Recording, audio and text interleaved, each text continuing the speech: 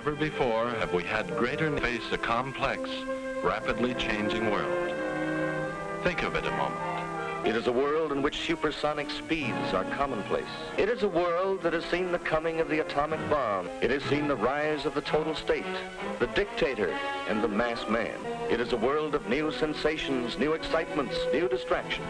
So much to be learned by so many in so little time.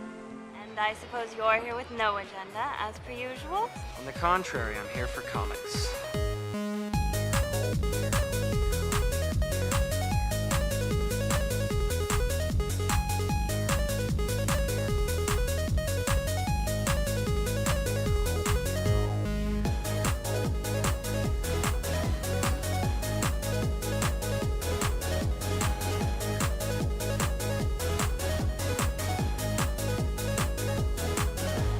How's your comic book collection, Brody? Oh, it's going good, but I've been...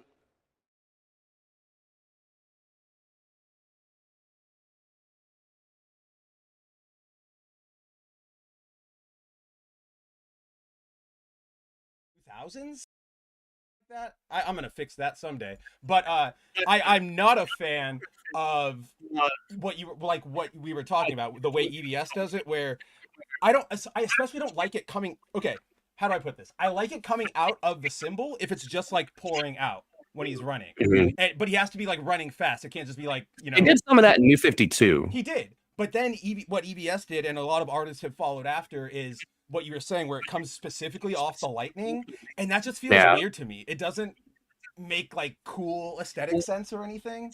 It's just like, no, oh, that's where the lightning is. It also just seems like way too convenient. It's like, oh, so the lightning is just coming out of the lightning bolt on his uniform. Right, like, okay, we get it. Which was also sort of my feelings about the New 52 suit, because yes, they did all the lines, Batman, Superman, blah blah blah. But then having them go yellow when he was like running, I was like, come on, guys, like, and you're gonna have the lightning pouring off of him, and it's gonna be Barry. What are we doing here? Not a fan of it. But you know what I am a fan of? I am a fan of you and me and our friendship and hanging out and comic books. And I'm happy to be here on another Thursday afternoon to hang out with you and host another episode of Foil Variant, where we are here to give you a rundown, an intellectually honest rundown on this week's comics and any other not nerd topics, but comic related topics that we might have on our mind. Andrew, how are you doing? I had a really long and full, busy day for work, but it was a good day. But now I'm ready to talk some comics. We've got comics, and guys, we are going to be super tight tonight. This is going to be a 2-hour stream because our boy, well, okay, I got to clarify that because there's two of us. Andrew has tickets to go see Mission Impossible, so we got to make sure he gets out of here, gets in his seats, he doesn't get made fun of by Tom Cruise. So buckle up. This is going to be one of our tighter ones, but we are still here to hang out with you. We still have a lot to talk about. We have some developments in Superman Unlimited #1. We have another issue of Absolute Flash, which unfortunately has been a little disappointing. It's been a bit of a letdown. Huh? Been a bit of a letdown. Just a tiny bit of a letdown. And then we also have a new issue of DC Sonic 3. I don't think we've ever talked about the series really outside of saying like we haven't fun. Beyond like it's fun, yeah, but I think today is going to be the first day we talk about it. And unfortunately, at least, so there's some cool stuff and fun stuff that happens, but there's one glaring thing that the second I saw it, it drove me absolutely up the wall. And so we haven't talked about what specifically he's going to rant about, what drove him up the wall. I have a feeling I know exactly what it is, since you and I are pretty locked in on the like same level. Sorry, I was responding to a message. Yeah, since you and I are locked in on like the same level of fandom and all that sort of fun stuff, I know I was like, I'm pretty sure this moment is going to be it. So we will get into that, and we have some. Those are the main books we'll be talking about tonight. I think if we get some time, there's some, one or two things we could pop in there, but that's probably not likely considering we got to keep it really tight. And it's a Flash week. Once you get two Flash books, or two Flash topics at least. So yeah, Flash related topics. Yeah, you know that he and I are not going to be my Marvel books this week. Huh? I said it's a good thing I didn't get to my Marvel books this week. I did not have a chance to read Ultimates or what the hell else. Amazing. Amazing, which I don't feel bad about, unfortunately, or Vision and Scarlet Witch, Vision and Scarlet which was Witch. the book I was most looking forward to this week. I just didn't have time. You ran out of time. It happens. I will let you know that Ultimates 12 is good. I think it's gonna, or I think it finally solved our problem of like, let's move things along. And I think, like, can we move the plot forward, please? Yeah, and like that, I had a moment in that issue where I legitimately said out loud, "Oh shit!" Like, "Oh man." So good issue, good issue in Ultimates. We'll probably talk about that the next time it rolls around or the next time it becomes relevant. But before we get into any of that, let's get into the chat. Let's say hello to everybody. Let's see. We'll start with Lemmy Jesse Game. What is going on? I hope there is a voices. Well, we are here. Our voices are coming through. Yeah, hold on a second, guys. Okay, maybe that fixed it. I don't know. So just a heads up, guys, we're having like a weird audio issue here that has never happened before, where I'm having a weird echo on my end. Andrew can't hear it. It's fine. It seems like it's only happening when I'm not muted. Yeah, is what I'm seeing, and I'm not quite sure why. I think I fixed it. I think I fixed it because I was messing around with some things. So hopefully that doesn't persist. If it does, we'll figure it out. We'll find something to do. But yes, aside from that, guys, let's say hello. I already said hi to Lemmy. What's going on, Lemmy? Yes, we have voices. We are coming through. The one thing you can count on is that our voices will always come through. Oh man, yeah. Like, whether it's or not. It is so bad on my end. Really? Hold on, let me see if it's coming through on the YouTube side. Yeah, for sure. Yeah, see, Zero's got us. He says, yeah, Wolf is having some microphony. I have no idea what microphony is. Let's see. So something's going on one of our ends. I don't know whose. Let's see. Let's see.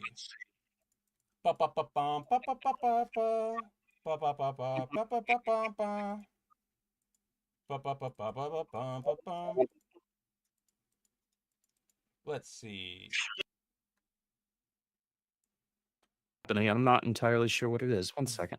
Look at my stuff here. No, that looks fine. This looks. You sound good now, or it sounds fine now. Oh, where is it? See, guys, even when we're boomering it up, it's different boomers now. We've gotten to the next level. This is a problem we've never had before. Let's give it a few seconds and see if that fixed it. For whatever reason, Ninja, I only ever have issues with this VOD. Yeah. It's always this. Like, I don't have any issues in StreamYard, no matter whose stream I'm going on. But for whatever reason, here always futzes with my settings. It had my input and audio or input and output set to the same damn thing. There you go. That might have done it. That's so weird. How does that even happen? I don't know, man. Even more reason to I to remind everybody that I am, constantly upgrading everything back here. I have been looking for an alternate platform for us to go on. I'm experimenting with things. Give us time. We're busy boys. But yes, looks like everything's cool now. We can at least get this show on the road and probably the next few. At some point, we have to just switch over to like because I have Streamlabs Prime or whatever the hell they call it. I have that. Oh, perfect. So yeah, we can just use that. Oh man, what about that, guys? We get to like episode 50 and we switch hosts and it has to go to Andrew running everything. Oh man, I can just package the what do you call it? The what do you call this thing? Overlay. I can just, overlay? Yeah. I can just package the overlay and send it on over. But yes, until then, check that out. New creative team, issue 50. Hop on board. But we also have Tehillim, Shalom, and good to see you all. Good to see you, Tehillim. How are you doing, my friend? Like we were talking about earlier, it's been a DC heavy week, so I'm sure you've had a lot to catch up on. We have freaking Punk. What is going on, my friend? He said he bought Zatanna #4 and Red Sonja versus the Army of Darkness #2. I really want to get into like Red Sonja comics. I need to get into all that Dynamite stuff. Like, I just never have. There's an Dynamite has some cool looking characters like Red Sonja and Vampirella and all that, but I just have never had any interest in actually reading them. I'm just like, oh, that's a cool character design. There was And then one, that's kind of where my interest ends.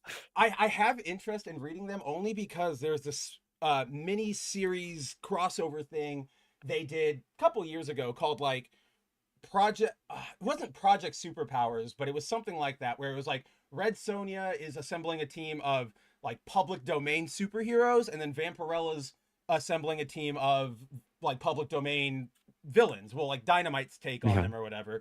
And I want to read that, but I feel like I need to find some level of context to know what I'm looking at when I open page one. Just you don't want to care about the characters that make up those teams.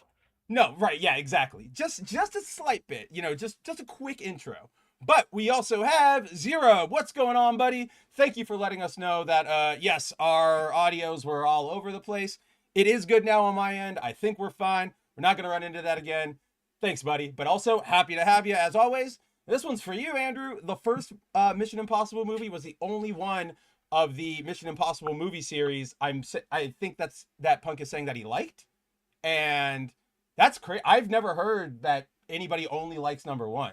I feel like that's like the black sheep of the family, because what's more common is people like not liking any of them, actually, because at least older fans. So older fans, and we talk about this on the High Council from time to time. Older fans Tuesdays don't at 6 like Central the movie. time. Get over there. 8 Central, actually, but whatever. I have notifications. I use notifications. That's fine. I don't know when I am most of the time either. But the reason for that is because it was such a huge departure from the 60s and 80s TV series. So a lot of longtime fans of those didn't really jive with the tone of the films. My dad, however, was not one of them. He and I love those movies, and we've gone to every single one of them in theaters together that we've been able to. I was actually really bummed that, and I regret not seeing them this week instead of whatever it was 2 weeks ago, because then my dad and I would have gone to see it in IMAX together. Oh, yeah. But instead you got to go see Thunderbolt. Still pretty good, but Mission Impossible, which we still had a great time with. But Mission Impossible would have been better. Did you? Oh yeah. Did you see what I said to you the other day? The new Godzilla movie isn't going to get a IMAX release. There was, or was it?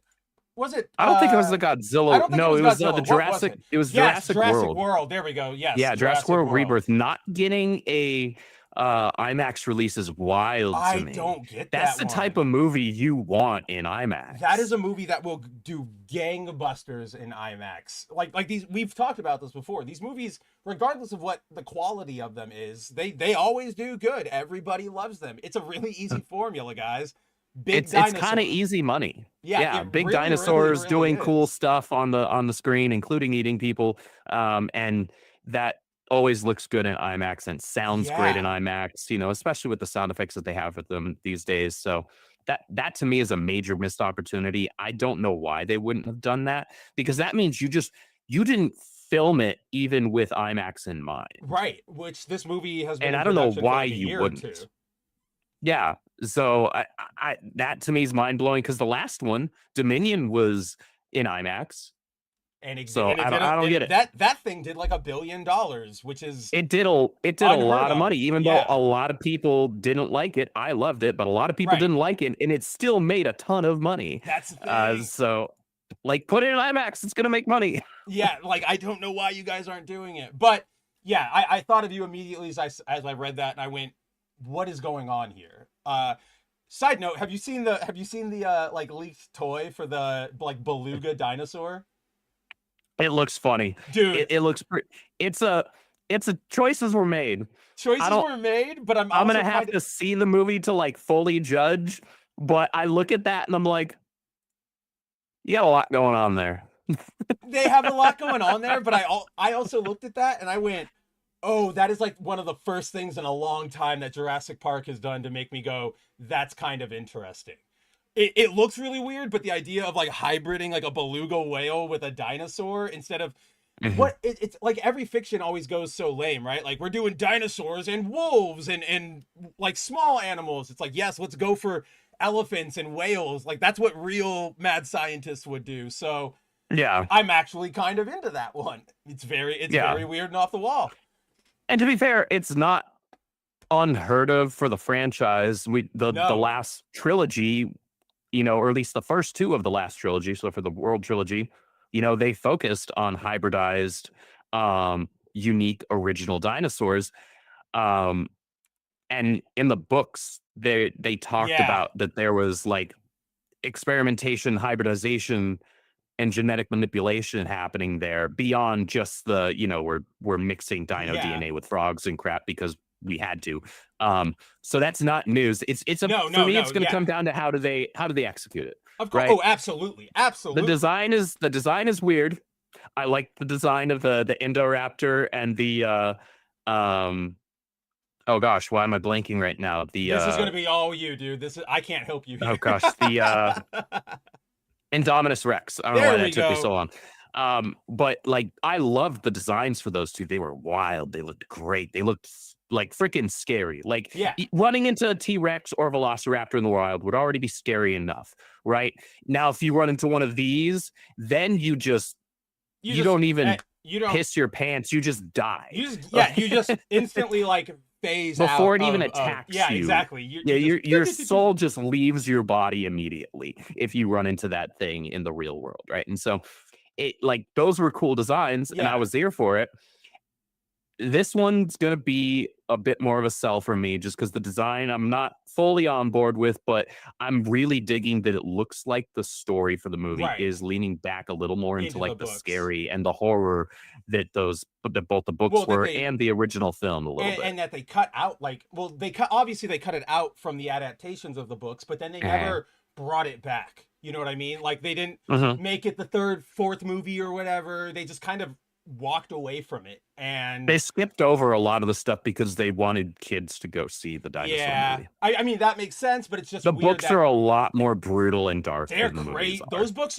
I asked for that. John book. Hammond dies at the end of the first book. I asked for that book when I was like 7 because I was like, I love Jurassic Park, and I just went, wow, I probably didn't need to read that, but I have now. Like, there we go. Yeah. It's so we'll move on from Jurassic Park, but just the last thing I want to say is it's so funny because I actually like the Indominus Rex and the Velociraptor or whatever. They were cool designs, but I kind of I wasn't about the concept because it's just sort of like more dinosaur, like right? Like super dinosaur. Like, okay, dinosaur was already scary, super dinosaur. You didn't give it any like new powers or anything. Like, it's just okay, sure. So this is like out there, and this is an easier sell to me. We'll see. It's funny.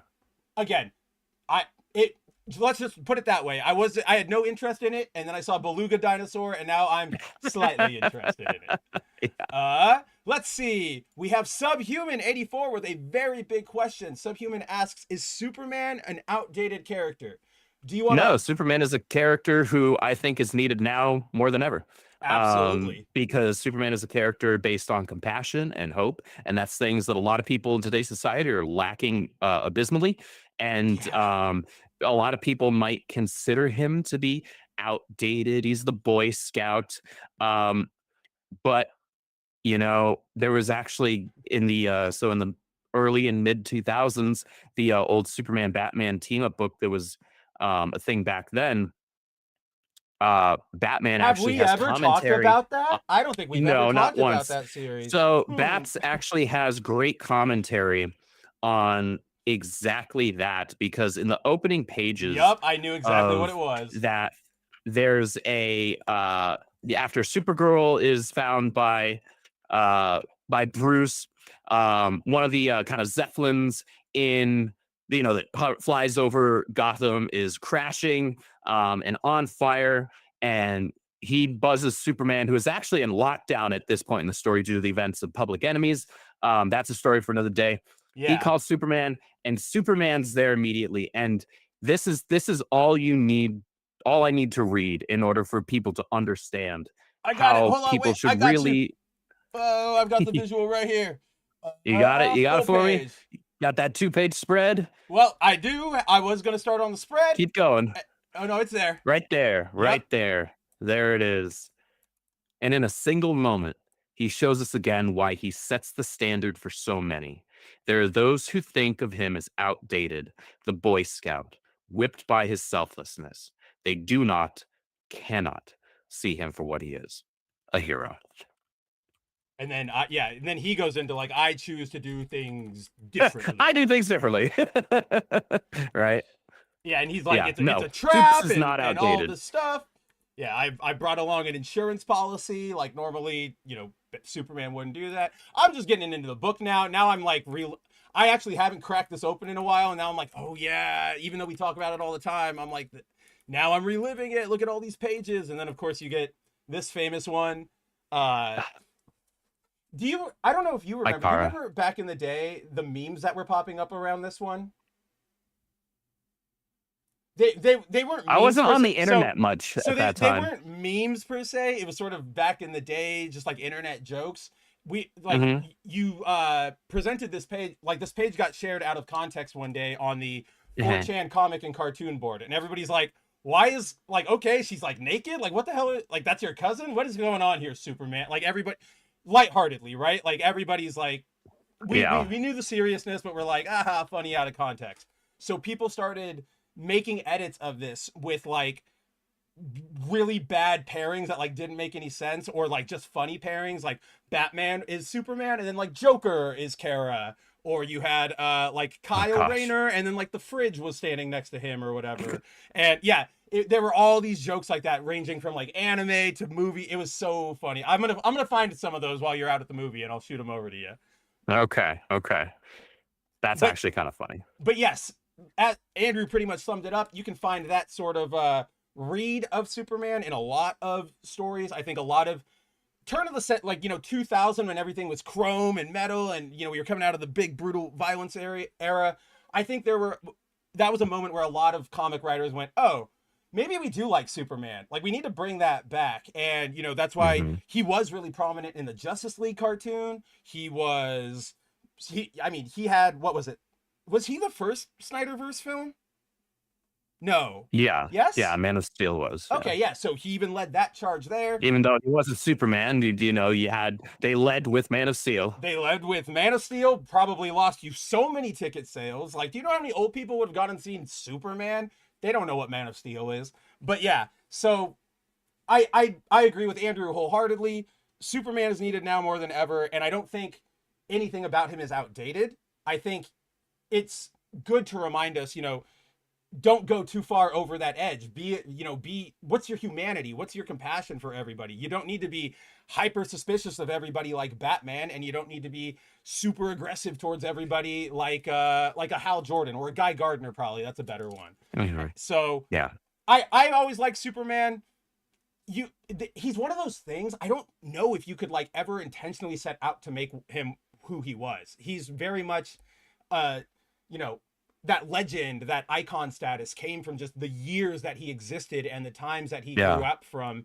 And I mean, just look at how iconic the suit is, right? Like you really don't get a lot of variation on this. It's a character who is often imitated, but has never truly been replicated. Closest, I would honestly say, All Might from My Hero Academia. I don't know if you read that series at all or engaged I've only with it seen at the all. first season. Okay, yeah. Well, I've only seen the first season. Then you at least know. I would say All Might's probably the best. I know who you're referring to. Yeah. I'd say that's probably the best we've gotten, because everybody just sort of misses out on one little part of what Superman is. And that's not, and I'm not even talking about like your Homelanders where they're just supposed to be complete over the top differences. Yeah. Let's just make edgelord Superman. Yeah, right. Let's take oh my gosh. I know I live and breathe wine, but it's not meant to be literal. Second apparently week in a row it went you've into my done lungs. that. Again. Yeah, your body I know. is actively evolving for more efficient wine it's consumption. trying to adapt. Yeah, it's trying to adapt. Life will find a way. Life will find a way. It's like Homelander is like taking the Snyderverse Superman and cranking it up to 12 and like just not making him just irresponsible and like lacking almost all of Superman's qualities, but making him outright evil. Yeah. And heartless. Did you ever read the comic? Never read the comics, haven't watched the show. I've just seen clips. Oh, you haven't and I'm even like, watched the show. Oh man. Yeah. It like that it reminds me too much of like Alan Moore type Like comic book nihilistic, like superhero writings. nihilism, yeah. Yeah. And I'm not about it. That's fair. I'm just like I'm not a fan of Watchmen. Not Oh, interested that's in right, the boys. yeah. Just Totally, not for me. totally, completely Even if fair. the writing is really good, like Yeah. that's cool. And I know I have friends that are big fans of the comics, and Yeah. some of them enjoy the show, others don't, for one reason or another. But it's just not my type of superhero storytelling. Yeah, no, I totally get that. All I was gonna say was like, well, because I know a lot of people watch the show. It was popular for like the first 2 seasons. And so I was gonna be, that shocked me, but then again, you don't like it, makes sense. And then I was gonna say comics take it completely differently, but there's no comparison talk to be had because you haven't watched either of them. So it doesn't matter. Let's move on. Schizophrenic Glitter says, have you guys seen Raven's Vindication episode 1 and 2 yet? I don't even know what I don't know what that is. Yeah, No. feel free Never to share heard of her. a link or something. I've never heard of this video or this creator, but happy to have you, Schizophrenic.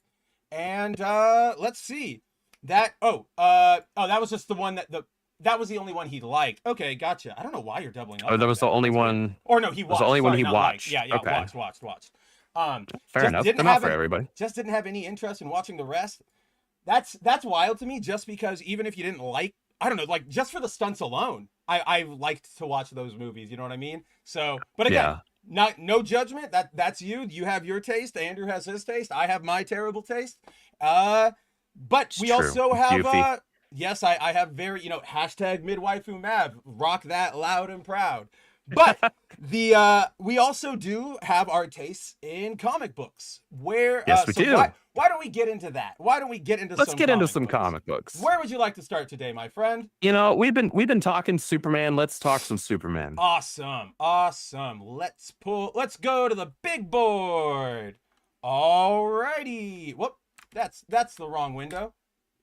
Do we have it? Why are we super zoomed in? There we go. All right, guys. Let's get into this week's books, starting with the launch of the newest Superman series coming out of DC from none other than our very, very good friend, Dan Slott. Yes, guys, Slott is back, or not back. He is over at DC now. He is doing, he's been doing some Superman stuff. You guys might remember he did one of the, so last year they were doing this thing called the Summer, or not the Summer of Superman, but Superman All-Stars, where a team This year was Summer of Superman. Yes, this was Summer of Superman. Last year was All-Stars, and they were doing a writer and an artist would team up for like a 3-issue arc, and it was just like a self-contained stories.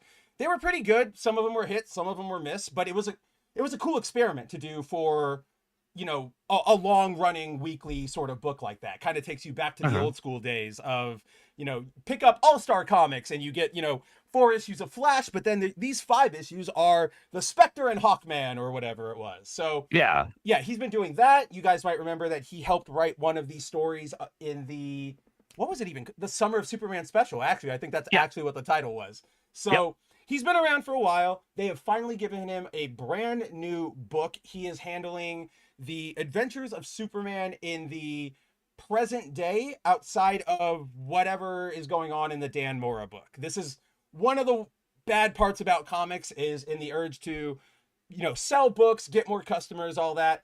Sometimes weird things I have this no happen. idea when this book is supposed to take place, because, for example, Kara has her new suit from the new extremely disappointing, at least so far, Supergirl book, right? But Connor has his suit, his whatever it's called, what is it, Superman Incorporated or Supercorp, whatever it is. Supercorp, whatever it is, yeah. Yeah, he's got that suit, which I don't dig. But I'm biased. I like his 90s and early 2000s with the jacket before they switched over to just the t-shirt. It's just the best It is. one. You can't top that. I'm sorry. Yeah, No it's too good. When they switched to just the jeans and the black t-shirt with the red symbol, I'm like, what the hell is this? That's the laziest thing in the world. What are we doing here? I'll admit this, because that was when I was getting back into comics, was when he just put on the red or the shirt. I think that worked to sell the character to normie audiences in the 2000s, right? Remember X-Men with the black leather and everything? A Superman, a Superboy who's still a superhero, but it's just kind of casual wear. Yeah. Mhm. It did start getting really stupid when the artist started drawing him with it tucked into like his belt. And I was like, what are we doing here? Like, that's just, Yeah. now you're just a wiener. Like, go away. I Didn't don't like enjoy I this. just yeah, I didn't like that at all. So it's funny you bring that up because I don't think you read this week's issue of World's Finest because that's not a book normally on your pull list, even though this is I'm not part of gonna the We I'm Are not gonna get Yesterday. caught up on World's Finest until I read volume 1 Yeah. and volume 2, and then I'll start like if I end up enjoying it as Wherever much it as I'm is. pretty sure I'm gonna, I'll start catching up on the other trades after that. Yeah. No, the only reason I would even fathom that you would have read them yet is because they are part of that We Are Yesterday crossover that's going on. In that issue, oh yeah, I sent you the page. So quick recap of that issue. You have the World's Finest era Batman, Superman, and Robin getting all time jumbled from Grodd, and they end up in our time, and then the Batman, Superman, and Nightwing of our time go back into the World's Finest era. When the World's Finest guys are here in our time, the first thing they do, like when they like appear, they're on the Daily Planet building, and Superwoman's like, "Oh, you guys are here, good, come with us, like we got to go fight." Superwoman lost her powers like 2 weeks, like a month ago. Yeah, she lost her powers like last month, right? After raging out against not Lex, Lex backwards, right? Shut up, no. I'm not gonna let you live that one down. I'm very smart, guys. Sometimes, and yeah, she like unleashed that, like the red rage energy, right? The Kamehameha off the planet. Yep. Yeah, and then she was like, I don't have my powers anymore. And so I'm wondering if that means that she expended them and they went back to Zod because Zod's powers are who she got. Right. In the aftermath of the stupid ass absolute power event. Yeah. So that, I guess that's neither here nor there. But yeah, as you were saying, like the things that they're doing here is one of the annoying things that the big two does when it comes to their comic books, when they start introducing multiple titles that are focused on not just like characters making a cameo, no, focused on the same exact characters. So you have 3 different Superman books, 3 different Batman books, 18 different Spider-Man books, whatever it is. Good. I was going to use that as like my litmus, like Web of Spider-Man, exactly. Peter Parker Spider-Man, spectacular, friendly neighborhood amazing. Spider-Man, friendly neighborhood. like and then at that same time they had Ghost Spider going, they had Superior going, they had it was stupid. They're way too damn many Spider folk. Really are. But not my monkey, not my circus to worry about right now. But it makes it really difficult to figure out and follow where in the timeline and when in the timeline this is happening. Right. And that makes it frustrating and harder for me to connect with because I'm also following the main Superman book right now. Right. We're reading that right now. And it's been fine. It's had some really good issues and some issues where it's like, it was whatever. Okay, exposition, whatever, move on, Yeah, it hasn't had any just outright bad issues yet, but it's kind of doing this a little bit. And that's, what, fair enough. Not all books can be, banger after banger after banger. Not everybody is Jonathan Hickman on Ultimate Spider-Man or Gale on Uncanny, right? Uncanny. So it makes it harder for me to connect with this because I don't know when it is when I'm already following these characters in another main title. And this is supposed to be main universe. That's the big problem is you can go and make a bunch of different books.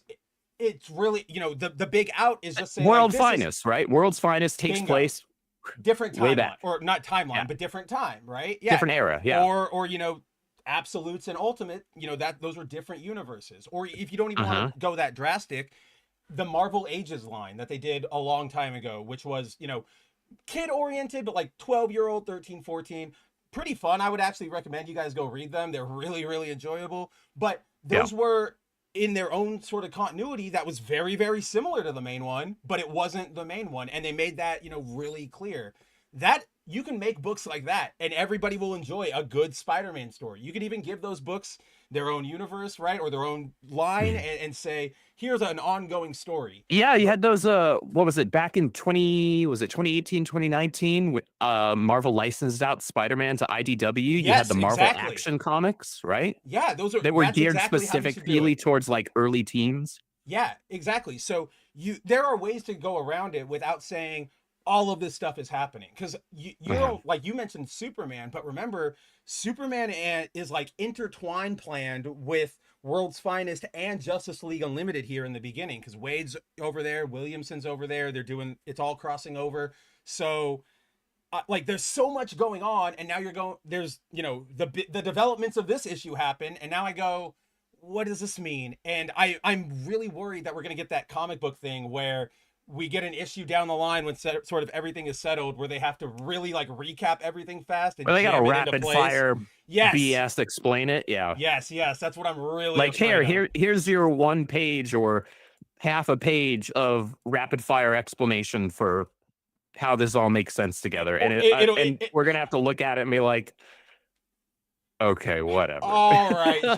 I guarantee it'll be like, sure. I guarantee it'll be like, I can't believe like it was 12 hours ago you were fighting Zod, and now you're here with your new development, right? Like, it's gonna be something lame like that. But let's get into it. Quick note, or not quick note, but Tahillam in the chat says she might have gotten Ursa's powers because remember she died. Good theory, but they already have confirmed. They have already addressed that she got Zod's powers, like very directly. There's I forget which issue it was in, but I've shared the page with Andrew. It's Zod standing on his ship, and one of his scientists is like, "We have found where your powers went. We know what happened." I think it was either the last or second to last issue of Superman where they did that. Or maybe it was in an issue, because we've seen it. I know we've talked about it, and so they know Lois specifically got his powers. So we're gonna see where that plays out someday, but not here in Superman Unlimited. So, but it is not this day. But it's not this day. So yes, Superman Unlimited kicking off, or not kicking off the Summer of Superman, but part of the Summer of Superman. Obviously, a big revitalization, or not revitalization effort, but a push to promote Big Blue, considering his movie's coming out in just a couple months, or like 2 months. God, time. Yeah, July. Again, it is like coming right up on us. We just got Mission Impossible, and then we're gonna get Jurassic Park, and then we're gonna have Superman. Oh man, this time flies. But that's, again, neither here nor there. Other things. Don't forget Lilo and Stitch. Oh boy, did you see the interview where he said he wanted to be Iron Man and do the snap? It was so cute and not horribly like disturbing on a level I don't even know how to like verbalize yet. Like, it makes that commercial or ad makes me feel so bad inside. I gotta say, the ads are strange, but I won't lie, I actually dug the first trailer that they showed. I saw you saying that to Leon, and I let you guys have your fun. I said, go ahead. That's fine. Yeah, that's jerks. fine. Just Nani will not be as hot as the animated one. I'm sorry, just never gonna do it. No, she definitely will not. She definitely will. But speaking, this is what's gonna make and break the movie for me. I need to see the lifeguard. That lifeguard did, like the blonde lifeguard, she did things to me as a child. I need to see what she looks like here before I can pass any judgment. But I don't know how to break this to you, man, but she's not going to be as hot. She's not. I know. This is on you, Disney. I'm giving you like a month to do a new cut. Just anybody else. Just go right now. Just reshoot. Start now. Florence Pugh is available and she's on your lot. Go get her. But I don't care if that's a race swap. Do it. But speaking of things that do fly and things that actually make a lot of sense and aren't just one man being a weirdo. Yes. So this issue is mostly a sort of recap, lay of the land, setting the tone of where everything is. A lot of what they like present as developments here, we've already seen. Like, this kind of took me out, Andrew. This first scene is recap, or it's like, here's Lois being made your editor-in-chief of the Daily Planet. I just bought the Daily Planet. Morgan Edge's ex-wife buys the Daily Planet. She says, I'm putting Lois in charge. She's your new EIC. We had Lois as like the EIC across like the last few issues, or like all of Superman has had her as the editor-in-chief. So yeah, so before we get too much into the weeds and too much into the details of this issue, my general takeaway from this issue was kind of middling. Yeah. Because there was some stuff that I really, really liked, like mainly the stuff with crypto, which I'm pretty sure is what you were hinting at earlier in Discord. Yep. Which made me super happy. We got to see crypto in a handful of panels, and that makes me smile because I love dogs. This is not news to anybody Nope. that knows Yep. me, even at a most surface level. It's what I But keep saying. It's the most Reddit thing about me is like you doggo. Like I have doggo brain. It's the most Reddit thing yeah, about me. I don't even care. yeah, exactly. Just give me dogs. Let me pet the dog in the video game. Let me do it. But story wise in here, there was nothing new here. And I get it. You know, a lot of times when you bring on a writer, you know, a new writer to a title, a lot of times they'll do sort of recaps and retreads Yeah. of things people have, you know, seen before. And some of that is done by the writer as the writer's way of like easing people into the story that they're going to try and tell. Right. It's also Yeah. a way for that writer to tell the reader, hey, I know about these other events that have happened, so I'm not completely ignorant. Right. But I'm sorry, like if you're going to use like the most well-known moments of a character, that doesn't necessarily tell me you needed to do a lot of research. That just tells me Yeah. like you were pseudo paying attention, but that's neither here nor there, I guess. But this book was a lot of just kind of like rapid fire greatest hits of Superman's history, because there were a lot of it. Not a lot happened. There was only No. one actual thing that happened in this book, Yep. and the entirety of the book had all of these flashbacks layered over that one main thing that happened. I did like that scene right there, I though, was where he gonna. catches the crook, and then the crook was like, "Hey, like, I thanks for got something saving to that say to you, city. Superman. And he's Yeah, like, thanks I'm for all saving ears. that city that has my favorite aunt in it, and I appreciate you for that." Even though he just got caught by Superman, I was like, you know what? That was actually a good Superman moment. Though that panel one, Supes looks really weird. He looks really His weird, anatomy is like but super wide. you know what? Here's what it was. Because I stared at this for a while.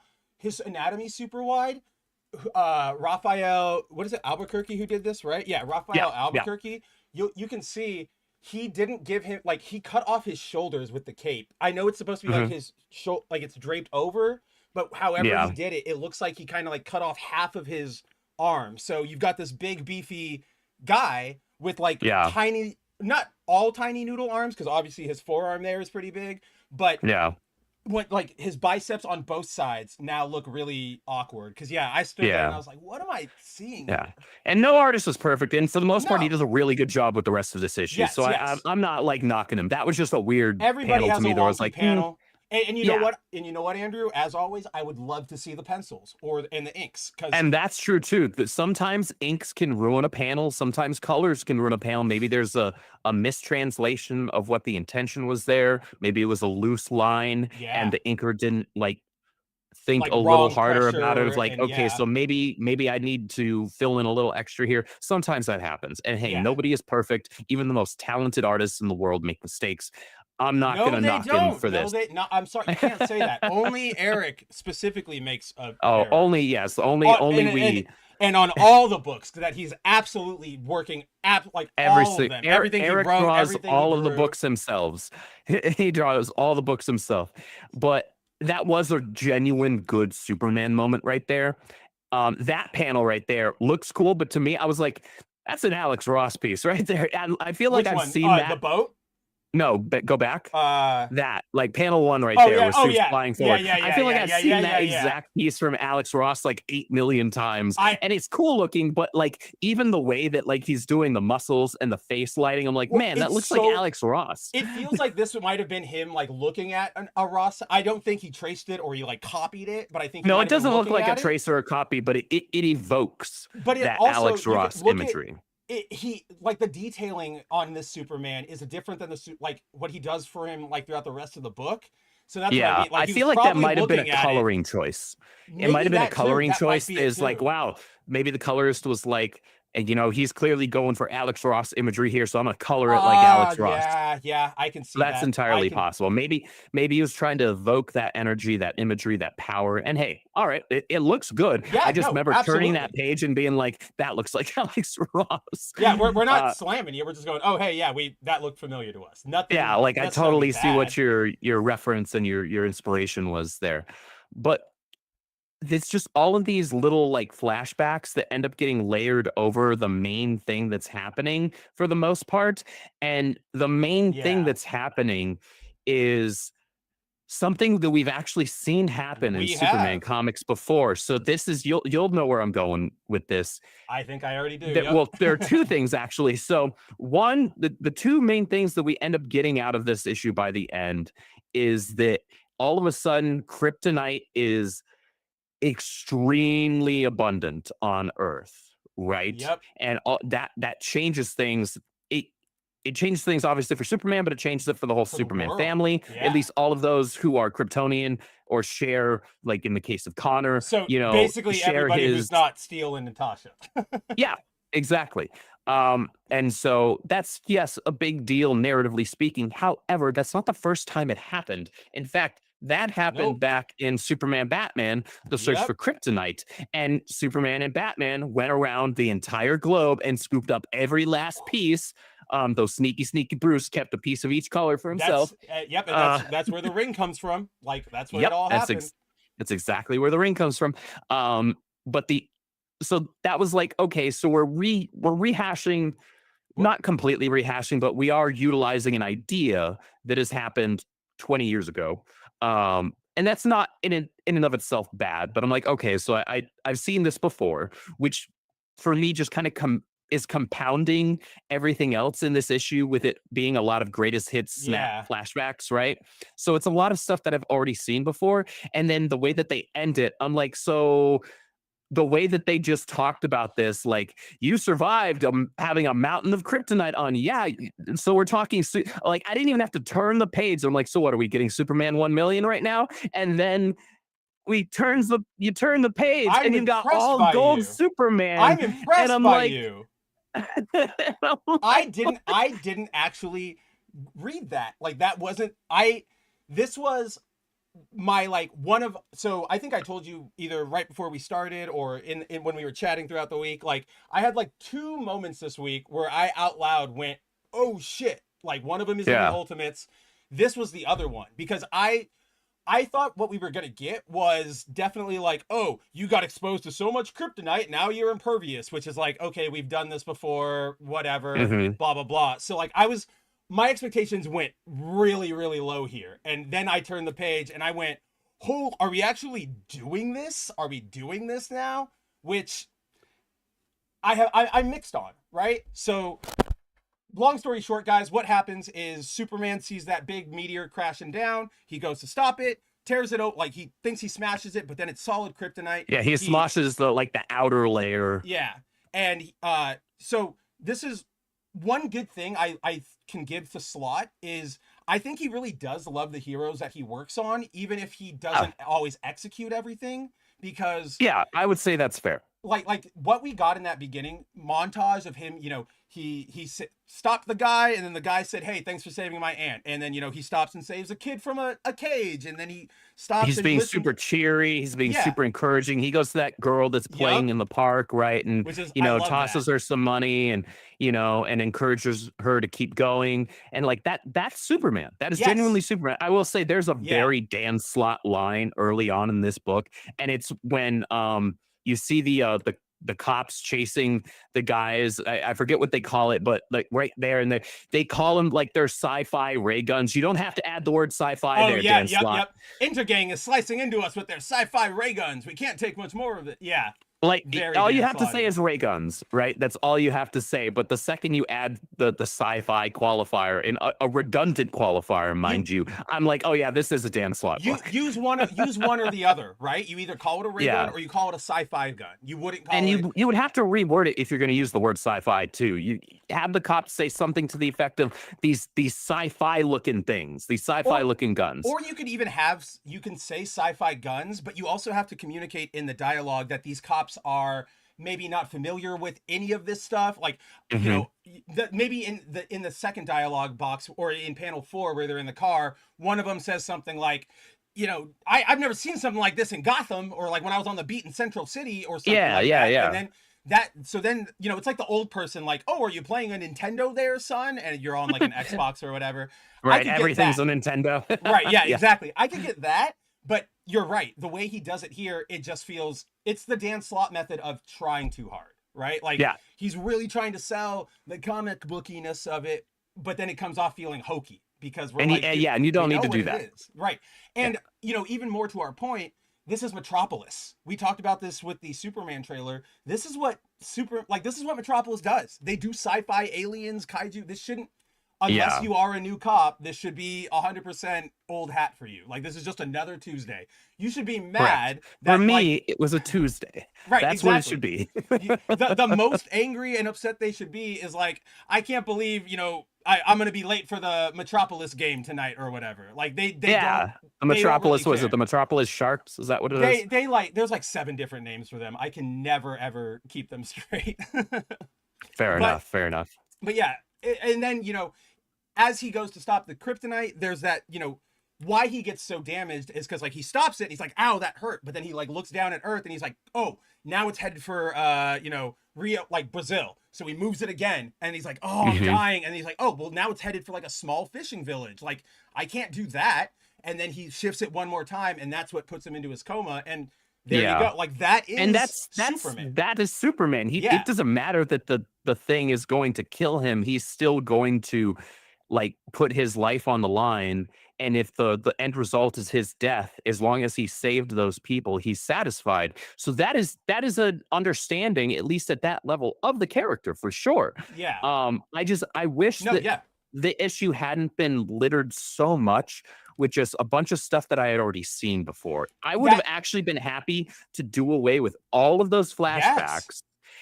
Like, and especially I get with how the adage. it was.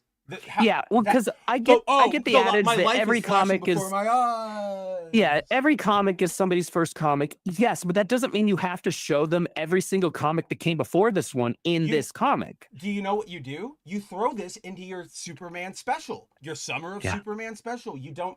That way, everybody, you know, that's where you go. You want to get in here? Pick up this issue. You get to learn what we're doing now, and then we'll give you a quick recap of what the character is sort of at. Yeah, it might be a little oversized, and Warner or Marvel or whoever, they should rightfully eat it, which they do most of the time. But often. But yeah, they really have to. But yeah, like, this was all kind of a waste of time. Like, it's a good how do you put this? A good, like, way, like, how Slott handles it well, right? Like, if this was another book or whatever, he does, or like, these are good flashbacks. I really like them. You know, there's this line right here where Superman says, "So, Ma, you and Ma want me to wear these glasses to hide who I really am?" And Pa shoots back, "It's so they can see you for who you are, son, beyond your powers." And I can't think off the top of my head of any time that rhetoric has actually been, you know, thrown out there. So, on, like, matter of factly, like, it's probably been implied a lot or whatever, but I've never heard that run of the glasses, and I was like, I really like that. And then what I really like about that is that it reinforces that you don't have Superman without Clark Kent. You don't have Clark Kent without Jonathan and Martha Kent. Yes, that's why, like, all of the other, like, takes and iterations and spin-offs and swaps and multiversal versions that are completely different or whatever the change is, you do not have actual Superman if you do not have Jonathan and Martha Kent. You really don't. Because Superman is Clark. That's why Superman, to me, is not a mantle. There are characters who are, there are characters who aren't. Superman is Clark Kent, not Kal-El. Superman is Clark Kent, and Clark Kent was the boy who was raised by Jonathan and Martha Kent. And that, to me, that line there was Slott exercising an understanding of that very idea. Very much so. And I love that he even brought it back here where when he's proposing to Lois, you know, and you were right about the glasses, Pa. Lois saw who I really was as Clark. She was fine with the rest. I was like, okay, again.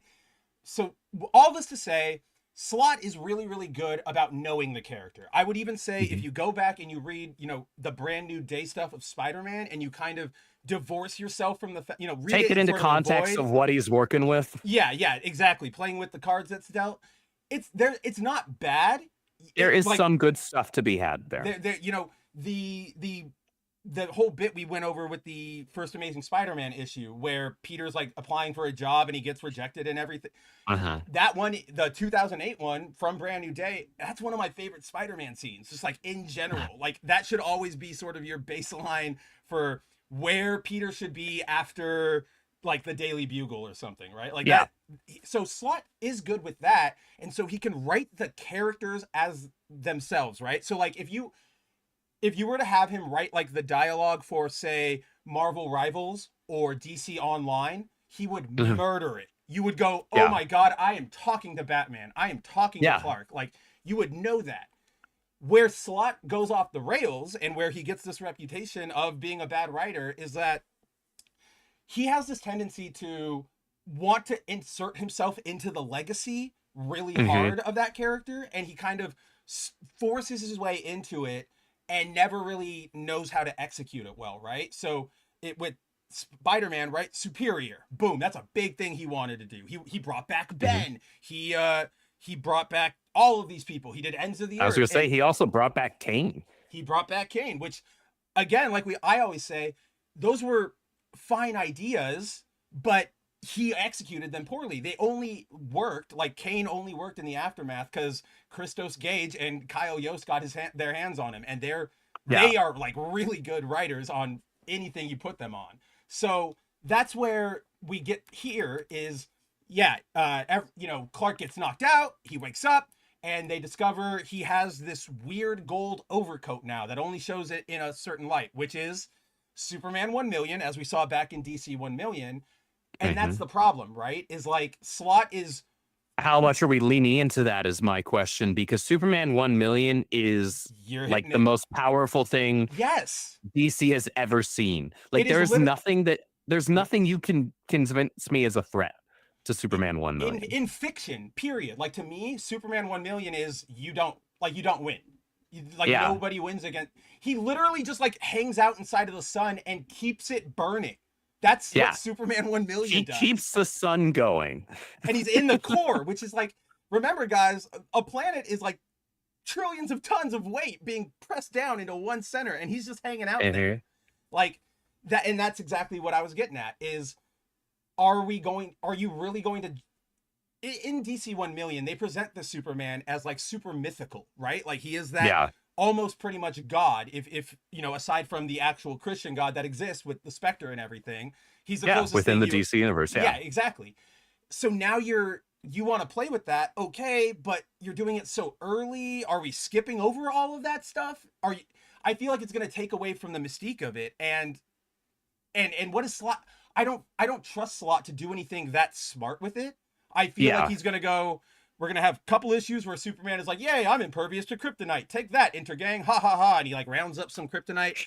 He's not a smart enough writer to understand how to handle the implications of that. So I don't think that we're literally getting Superman 1 million here. I think he's evoking Superman 1 million imagery, and we're getting something that's like an extremely tapered down version of it. But because he does understand, and there's historical precedence for him doing this, of him evoking imagery from other popular things within a character's mythos, he's grabbing at that and making us wonder after this first issue, okay, so now we gotta pick up issue 2 to figure out, like, are we actually getting Superman 1 million, right? That's so true. I think it's a writing ploy here. I don't think we're literally getting Superman 1 million, but I will give myself a pat on the back for like my read of when I was reading the sequence of events and they start talking about the, he's getting, he's going to crash into Earth with this mountain, this meteor of kryptonite,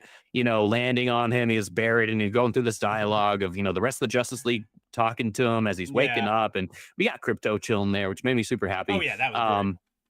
And I'm like, as I'm reading through those pages, I'm like, are we getting Superman 1 million here? Just because of how Bruce specifically was talking about how he survived and yada yada. And then I turn the page, I'm like, oh well, there it is, right? Which is, but it I wouldn't make sense for us to actually get Superman 1 million in the literal sense. But my read of, like, based on how he was talking about it, I was like, I feel like he's about to like try and evoke the name of Superman 1 million right now. That's exactly what we got. I bet, knowing Slott, he'll do it. At worst, he'll do a thing where he makes Superman into Superman 1 million, and like this is the end game, but he'll do something where he has to give up the power, or it like recedes. He has to like somehow expend that energy to restart the sun or Oh something. my god, no, you just nailed it right there. He's gonna do that, and then they're all gonna walk away, and Batman's gonna have some monologue about like he thinks he burned himself out, but that was only a fraction of the power. I don't know what happened, but there's more to the to his physique than we actually ever knew. Like, no, you've absolutely hit it. I have no pushback against that. So I might have. Mark this part, guys. Like, mark it right here. Bookmark this and timestamp this. I did like this little bit in the book with the eagle. Like, I get an eagle? Like, I kind of like that because at the time Superman's just a teenager. He's a kid, right? And he's like, oh, that's cool. And that is, to us, it is an iconic image. Even before it was used for the statue in Death, like that was a Jerry Ordway cover way back in the day. So we all knew that, and so when Clark goes to hang out with the Legion, he sees the statue from his death, and he he sees the statue from his death and goes, "Oh, cool! I get an eagle." And the Legion's like, "We can talk about that later. Like, let's go on." And then we get to as he's recapping his life, we see when he came back to life and saw the statue, and he goes, "Oh, the statue! I remember. I still don't have an eagle. I never did get that eagle." Yeah. Like I did genuinely smile at that line. I was like, "Oh." Okay. Because that to me shows there's still that innocence, right, within Clark, and that's something you do have to maintain. You can't have him go. It's that Captain America Steve Rogers, like, hey, language, type of a thing. It's that same mentality. It's that same energy, that youthful but innocent and kind-hearted purity. That you only get a couple of characters that can pull that off, and there to this day are only a couple of characters that have. Still only a couple of characters. So I forgot that this happened, and okay, so I think that's all we have for Superman Unlimited. Fine, I think so, yeah. Got some pretty neat covers. I'll pick up the next one. Yeah. Oh, yeah. I do want to get that Jim Lee cover, but yeah, I gotta go. I'm gonna go looking tomorrow. Yeah, let me know. Let me know if they've got that one. My shop literally only had cover A left, which is wild. That's a whole conversation we can get into. But okay, this was a scene from World's Finest that I just want to run by you because this was so good. This is again Mark Waid writing. Remember, guys, the World's Finest era, Batman, Robin, and Superman have swapped places with the current era, Batman, Robin, or Nightwing and Superman. So in the future, where as we're going through the We Are Yesterday stuff, Grodd's executing his plan. The World's Finest team goes to, they hear of a break-in at the Superman Museum. There's Sinestro and Scarecrow are causing trouble. So they rush over to the Superman Museum. Oh, a combination of fear and fear gas. Like fear. So yeah, fear, like generate the fear, use the fear. It's a pretty smart combo. That's actually a really smart combo. And then, what am I trying to say? Scarecrow, he infuses the gas with kryptonite. So that's how it can affect Clark. And I'm like, oh, okay, I think we've seen that, but still smart. Like, you remembered that. So remember, these guys are from when Dick is still Robin. So they're in the Superman Museum. All of this history is being used around them. And Scarecrow blasts him with fear gas. And you can see right here, Superman, it hits him, it affects him, and he looks up and he sees his grave. Like, he sees the death of Superman, and it's the memorial. And all of a sudden, he beelines for the Scarecrow, and Scarecrow's like, hey, what are you doing? Like, no, you're supposed to be afraid. And then, boom, gets him, pretty much puts an end to the day. And then right here, Batman goes, you all right? What happened? And Superman goes, Scarecrow overplayed his hand. That's what jolted me right out of his illusions with the most, that's what jolted me right out of his illusions with the most obvious cliche. He had me hallucinate my own death. Can you believe it? And I'm just like, oh, the one thing that Clark doesn't fear. Right. And again, they even mentioned it in this issue, don't tell your past selves things. Try to keep it as separate as you can so you don't mess up the timeline. This would have messed up the timeline hard if he knew he was going to die. But he sees it, and because it's the fear gas, and I was like, oh, that's so, right here, he's not seeing an illusion. He's seeing the exhibit in the museum. And I'm like, that's so good, Wade. Was been there, done that. Yeah, I was like, dude, that's so good. Oh man. Again, not a bad issue. I'm sure you'll probably read it all when it comes out in the trade for We Are Yesterday or whatever. But yeah. How many trades are they in now on World's Finest? They're really small. They're like only like 5 or 7 issues each. So if we're at 40, we're probably looking at 3 before this, maybe 4, Okay. and then we'll do like they'll probably do a We Are Yesterday combined one, and then Mm. pick up wherever that one left off. Okay. Yeah, at some point, because you've praised it so much, and obviously it's got Mora. So Yeah, it's got Mora, it's got Wade being Wade, and it's got really good Superman moments. That's what made me fall in love with it at first. Was like we're getting that like respect to Superman. Like he's a Boy Scout, and that's why we love him in this book. So yeah, A plus. I know you'll get to it. even during bad DC years, more often than not, at least like New 52 is a perfect example. Yeah. Batman is usually still a safely good book. Yeah. Even if it's not amazing, it's still at least a good book. Superman doesn't share that same luxury. A lot of times Superman is not treated nearly as well, right? No. Like you had Tomasi, you had It was Morrison. oh gosh. Yeah, right. So on, it's actually Action far Comics, yeah. yeah, it's far less common to have like a real banger or just consistently good Superman comic, unfortunately. And I think that's And just the right nature now of we're those two in that characters. place. Yeah, right now we're in that place where like Superman is actually the better Good. book Yeah, right now. I know. And Batman is I don't even care about what's happening over there in Detectives or Detective or Batman. Yeah, But- Chip ran out of ideas. Oh, very, very, very, very fast. He got the Batman coming out of the atmosphere or coming down from the atmosphere, and then he was out of juice. But I still love that scene. But speaking of things we should theoretically love and other Justice League members, we did get another issue of Absolute Flash. Now, I don't know if you've been watching the clock, Andrew, so we did stick a little long on Superman. I know Sonic is going to be our chunk here, so what do you say? You want to do a quick run through Flash, because I don't think there's really truly much to talk about here. Not much happens. Just our opinions. Yeah. Yeah, not much happens, so we can fly through this. Yeah, I don't see an issue. Absolute Flash number 3, still picking up on Wally's origin story. We get more of an exploration into what his powers kind of are. And what they kind of look like. Yeah, Which is interesting because it's a drastic departure from what we're used to seeing. So that's, hey, they're actually, choosing to go with some different imagery here, which I like, because if you're going to set it apart from the main universe, actually set it apart, don't just kind of tweak it. Yeah. And they're doing an all right job with the imagery. I'll at least give them that. The art is even if I don't like the designs themselves. The design for Flash himself is pretty bad, and probably for the rogues, like in general, they're pretty bad. I think we said I said I'm not super fond of their designs, and it's a weird choice what they went with. Yeah, this design was okay. But that's even, I don't like that for Trickster. I just sort of like that character design in general. I don't know if I would have made it Trickster. Yeah. It feels like too much of a departure in terms of it doesn't bear the energy of the character. Because that's the tricky thing when you do redesigns, even for alternate universes. When you create a character and you do a design, if you're doing your due diligence as an artist, you are pairing the actual artistic design of that character with the energy that character is supposed to evoke. Yeah. There's some level of the visuals that are layered into the actual energy, the presence, the tone of the character.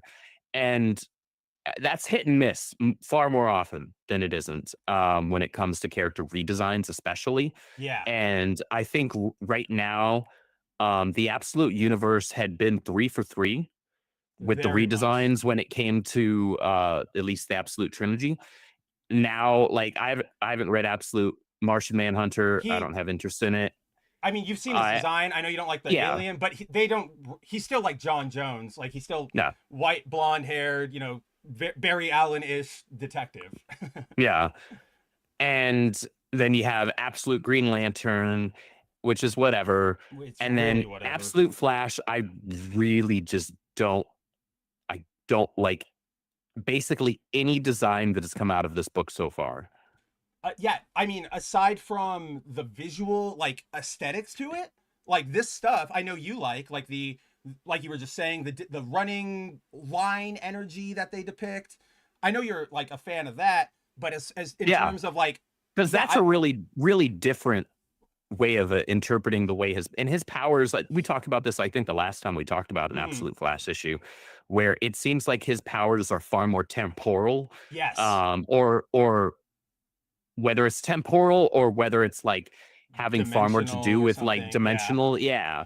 Where because we saw that where he was seeing like two different kind of like side by Yep. side universes at the same time, and that's really interesting. That's Yeah. actually more interesting than just about anything else that's happened so far, which isn't much. Which Much isn't hasn't much, happened. yeah. Like that's the big takeaway from this issue is that you guys might remember when we got to the end of Absolute Flash 2, Barry or Wally was running away from, his dad after the accident. The Rogues were chasing after him, and Andrew and I ended that issue going, we're not really getting anything here. Okay, And nothing's happening. nothing's happening. The fight wasn't even really a fight. Like Wally just ran.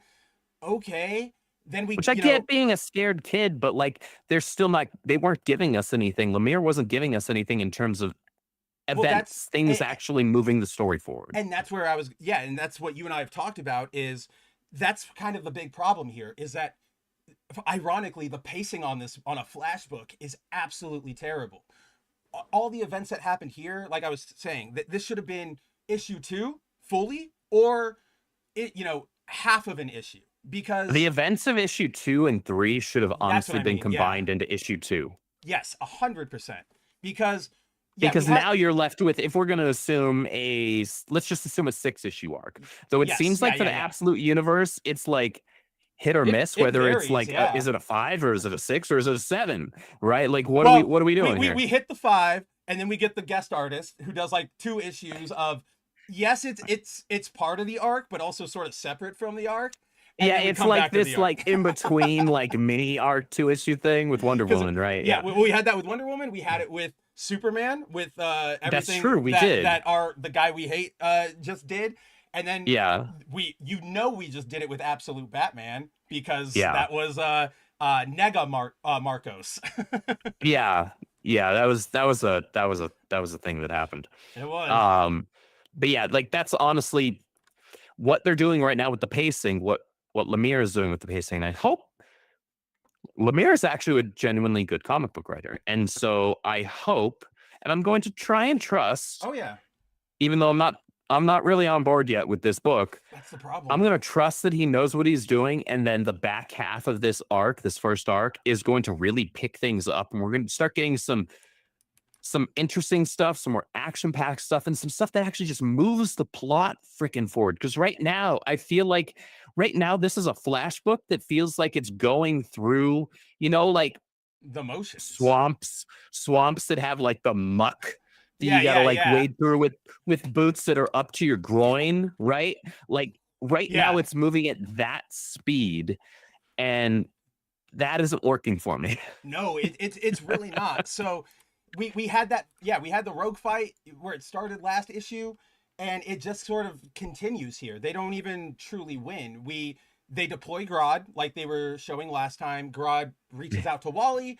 He's, first he's going to like trick him, but then they connect, and this is actually a pretty good scene. We see, Grodd's been experimented on all of his life. He got ripped away from his mom, which is like, again, linking to the Reddit doggo-ness of me.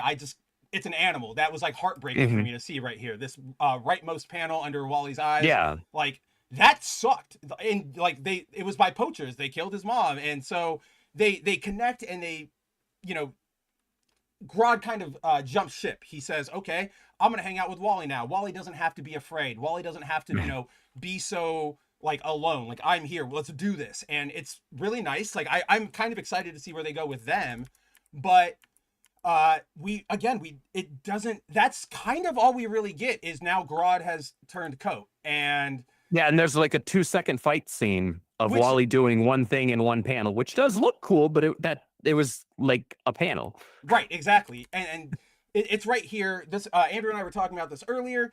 It's cool. Like I personally really like we both really like the way they depict the fighting here, because it's very it's different from what we normally see, but it's also very anime, especially that panel 3, like ping. It's like the Dragon Ball Z speed line battling that they do. So I really like that. I thought it was cool, but then they just sort of end it right there. Have the sort of I like, this is my life, the sort of acceptance moment for Wally, and then it ends with him running.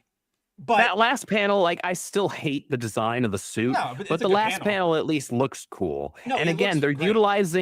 they're utilizing this weird, whatever it is, temporal or dimensional energy I lines love it.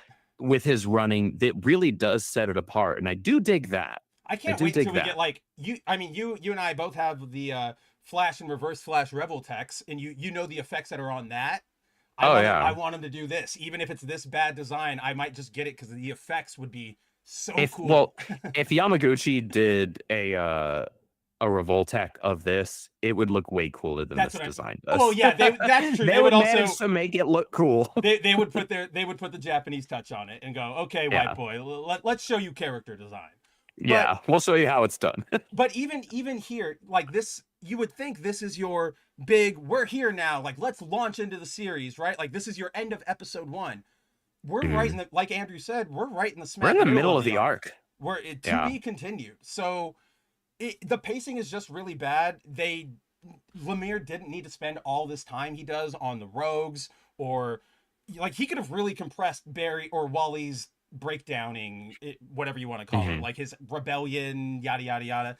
It's just, there's stuff here that conceptually I think we like, but just you gotta like Grodd right now is my favorite character in this book. What are we doing here in your Flash book? I will say that the pairing of the two of them is something that's interesting and hasn't been really done before. So that's something new at least. But like we still don't have much to work with yet. I will say I am very, very glad that this was Grodd. I thought when we were getting all the preview stuff, this was from Legends of Tomorrow. I thought it was going to be, or not Legends of Tomorrow. Well, they do reference him in Legends, but I thought it was going to be Gleek from the fucking Super Twins. Oh, and God, I was like, no. Oh my God. Like, okay, guys, like big swing, sure. But okay. Like you really got to sell me on this one. So I'm glad it's Grodd. That makes way more sense. I'm glad it's Grodd. That makes it more of a departure. And we're used to seeing Grodd as this big silverback gorilla, right? But so you tiny know, alien so this is a thing. Yeah, like tiny monkey that's been experimented on, or tiny. I guess he was still, because his mother was still a gorilla. So you know, he was experimented on heavily for him to look like this. He's green. He's got like his Starro-head brain cavity is open there, and you can see his brain, right? In the back there, which is kind of creepy and gross, but it's that I think that fits in with the imagery of the absolute universe. I'm all about it. You know I'm all about that weird gross. So like you like the weird body horror stuff, yeah. So I was like, oh, that's kind of cool. I'm very much a weirdo, but that's the only other thing I wanted to bring up is I personally, like, this is the highlight of the book for me, or this issue at least, is we learned that Wally didn't like Barry didn't disappear into the ether or whatever. He didn't just get zapped into a speed force. We learned that Wally, like, ever since the accident, he's sort of been like caught in Wally's wake, or his drift, if you will. And the more Wally keeps running, the more it keeps killing Barry. And so this is like, he runs out of his out of the base, you know, away from his dad, and he's just like doing the teenager, like, I gotta get out of here, blah blah blah. Takes his first breath, and that's when he realizes, like, oh shit, Barry is like here, and he's like zombified. But then Wally freaks out and he keeps running, and that's where we get at the very end, or a couple issues ago we saw it too, with Barry and a skeleton. And I don't know if there's more you can do with that narratively. I mean, I'm sure we'll have Wally talk about it later, like how much it affected him. It's still just a cool little bit. Again, it's one of those differentiators. I didn't see that coming, and we've never seen tethering that brutal in a Flash setting. We've had the giant Irie stuff, is I think like the extent of it, which is like, oh, I can teleport to you. Don't worry, I'm not getting ripped apart by my every fiber. Yeah, pretty much that. Yeah. But yeah, Tehillim says this could certainly be the tipping scale on whether or not it leaves Fool's Gold territory for him, and I no longer collect it, or it leaves Fool's Gold and eventually enters the main comic reviews on his channel. This series needs to earn my money. That's kind of, we're not quite there yet, but like we're gonna keep reading. I don't think we've hit like a breaking point yet. Like we'll probably. I'm go through not that like first I'm arc. dropping this. Yeah, I'm gonna yeah. go through the first arc. If the first arc doesn't wrap up nicely, it doesn't have to be amazing, but if it doesn't wrap up like kind of satisfactorily, then I'll It'll start probably- considering like, do I really want to waste my time and money on a book that I'm not And looking again, forward to guys, reading? Well, I'll admit, because I already can hear it in Andrew's voice, it'll probably take us like 4 issues to finally go, okay, when we decide we're dropping it, it'll probably take us 4 issues because it's Flash, and we'll go, Yeah. no, this time it's gonna be different. I know this time it's gonna be different, and it probably Yeah. won't be, but we'll see how it all Fingers runs out. crossed. Yeah, fingers crossed. Better in this issue, I don't even know if I would say issue. Like, I would take all 3 of these and just mash them together, and you would have a decent first issue. I don't know. I feel like there's a lot of stuff that probably could have been trimmed to fix Lots the of pacing and stuff. make this, maybe this is a 28-page issue 1, so it's a longer issue 1. Totally cool. But with you that. still you end it with, because the thing is, like, that final page, that splash page, feels like the end of an issue 1. No, it absolutely does. It feels like the end of an issue. But we're 1, at the end of issue 3. and we don't even. What is he? We putting still don't know on? what's happening. Like, we don't know okay, why he put on the right, suit. right, that's does exactly he what I have was- yup. does he have a motivation to be a hero? Does he? Is it He wasn't that close to Wall or to Barry. Like, No, they he didn't talked for, know like, him a that well. second. He'd only spent a little bit of time together. So, like, apart from the very human thing of like, oh, I did something that resulted in this person's death, there's no real personal connection there, He just right? And he put it on, doesn't seem to yeah. have much of a personal connection to his father, which I guess that's consistent with main universe Yeah. Wally. And there's, And then his you mom's know, dead he too, he yeah. clearly had a connection with his mom, but now his mom's dead. So I just don't know where you go with the character right now, because he's They not didn't give us tied to anything. anyone. Yeah. He doesn't have anybody that he seems like he would be worried about. He doesn't have anybody that he's lost aside from his mother, who died well before Which the is not, events yeah, of the related first to issue. this. Yeah, because he was a little kid when she died, and that was years before the issue 1 took place.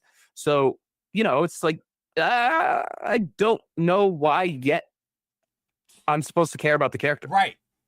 For comparison, think about, you know, it might take like an episode or 2 for a pilot of a show, but I think back to The Flash. In the Flash CW show, that first episode, whether it was double length or single length, you went Barry, you know, introduced everybody, got Barry's powers, showed him doing his little training montage, ended Yeah. with, you know, showed why he needs to hang out at Star Labs, you know, gave him that motivation of there are now more metahumans everywhere. Everything was set up really well in that And pilot then, episode. And then you got the twist at the end too, where it was like, oh, by the way, Reverse Flash is actually Wells. Pretty crazy. Stick around for that.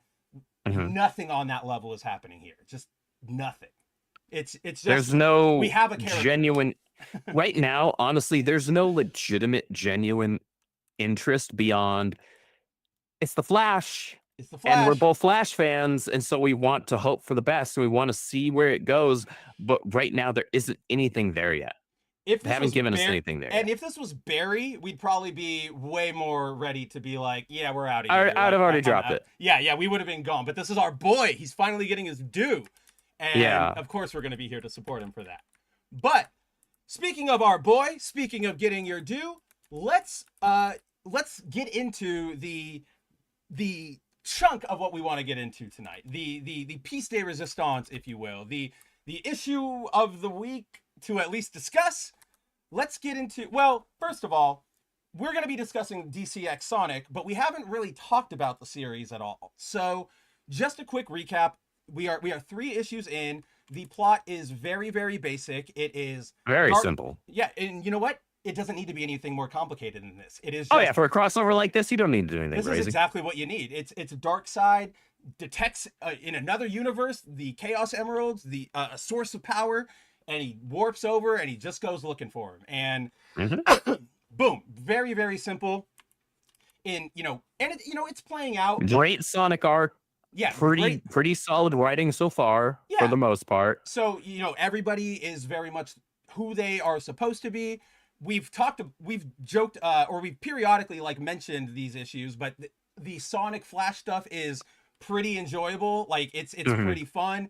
This Flash is also Wally. Like it confirms it right here because he asks if Yes. Sonic is Crackle, which is nobody but Wally literally, Which I gave anybody in props DC. to. I gave props to Ian Flynn for pulling that reference out of his butt. We both did. We both like double took That and we were makes like whoa. 3 people that know who Crackle is. Yeah. Two of them being are us. on this Yeah. stream. Yeah. And then like I love throughout. There's a running gag throughout the series where the Flash and Sonic keep talking trash on each other's speed, and I really like it. Like there's like, oh, Darkseid, like at one point Darkseid gets a Chaos Emerald and Flash and Sonic are updating everybody, and Flash is like, Sonic wasn't fast enough to stop him, and Sonic's like, what? Yeah. Me? And it like it's fun. There's as Tehillim points out, it's showmanship, it's you know, competitiveness. And it's just everybody kind of interacts. It's a good all ages story. Nobody's getting into super deep, dark backstory. Even when we get to introducing the characters, it is right here. One page. This one page gives you everything you kind of basically need to know about all of these characters, which, again, we just went through 3 issues of Flash to kind of get the same effect. Still not really know exactly who people are and what they're about, you know? This did bug me, though. I've been meaning to bring this up for weeks. When Clark is introducing everybody, he says, I'm Superman, protector of truth. And then he says, Flash, the protector of Central City. And then he says, Batman, protector of Gotham. And I'm like, can you not vary it? Like, guardian of Gotham or something? Or like... Well, not just that. If it's Wally, it should be Keystone. That too. There you go. Well, does that city even exist anymore right now? We're gonna get there. We're gonna get there because there's a lot of bullshit shenanigans of mixing up Flashes happening right now. Very much so. So yeah, very, very basic plot. The Sonic crew fight. They're fighting on where the hell? I had the other issue up and ready to go. They're fighting on. What do you call it? Sonic's planet. I don't think there's really a name. It's not Mobius anymore. It's whatever. Not Mobius is only in the Archie comics. Archie ones, so it's just whatever their planet's called right now, which is I don't even remember. There is a funny little bit where when Sonic and Flash start their mission to go look for their Chaos Emerald, Sonic's like, well, we have nowhere to go. You always got to start here on the South Islands, like Green Hill Zone. And I was like, that's pretty funny. I see. That's pretty I see good. what you guys are doing there. Yeah, like, somebody played the Genesis Sonic game. How about that? They very much did. So, yeah, the second issue, we kind of get the standard, everybody's hopping around the world, looking for the emeralds. We get some good interactions between all the individual characters. I think there are some good interactions. I genuinely think the pairings make a lot of sense. And they do, absolutely. They got, like, it's not anything they did for this crossover. It's just naturally, all these characters, you know. It was organic, yeah. Knuckles and Superman, Batman and Shadow, Silver and Green Lantern, Flash and Sonic, and then Wonder Woman and Amy. Like, it's all working really, really well. I especially like Superman and Knuckles, because you can tell Superman kind of is like Knuckles is like, I'm the protector, like, I'm the best, and Superman's like, I know I'm stronger, but, like, you're, like, I respect you, you're still my friend, like, I'm gonna let you have, like, credit. He's being Superman. Yeah, it's pretty great. Then, you know, they start on their mission to find all the different Chaos Emeralds. They eventually get their hands on one of them. Eggman, you know, says, hey, let's, you need a ride up to the Darkseid satellite moon? I've got you. They ram it into Darkseid's eye. They go in for the final fight. We get some pretty decent action, and all of this accumulates in the Justice League kind of like kicks out the Sonic crew and sends them back to Earth Prime. And once the Sonic crew lands there, they meet Mr. Terrific, because this is clearly, I guess, now in current continuity, because it's on the Justice League Watchtower from Unlimited. And they say, oh, crap, like, okay, they saved us, but we got to go back for them. And Terrific says, I don't know the signal. You could read, since it's John Stewart as Green Lantern, you could also read it as the Justice League Unlimited animated series. I suppose you could. Not necessarily as, because you also have Hot Girl, right? As a kind of a main player here. That we see in issue 3. We see her, but she's not like she's kind of like she's in 3. I don't know why I'm scrolling back for her. We see her, but she's not a main player, I would say. I mean, maybe she will be going forward now that they've rescued her, like in a video game. But the only reason I think it is yeah, I guess you could read it unlimited, but I think the fact that they like landed in front of Terrific specifically, like he's always monitoring all of those like that's who Mhm. Irie first met when she stole Yeah. Wally's like badge and beamed up there. Don't remind me of that, because then she sassed trying to act like she was smarter than Mr. Terrific, and I'm like, I'm sorry. Terrific. And Mr. Shut Terrific up, went, child. wow, I can't believe I didn't like know that. Like, wow, you Right. really showed me. Let's see. Zero Wally, asks spank your kid. where, yeah, seriously, ground him. No Fortnite for a week.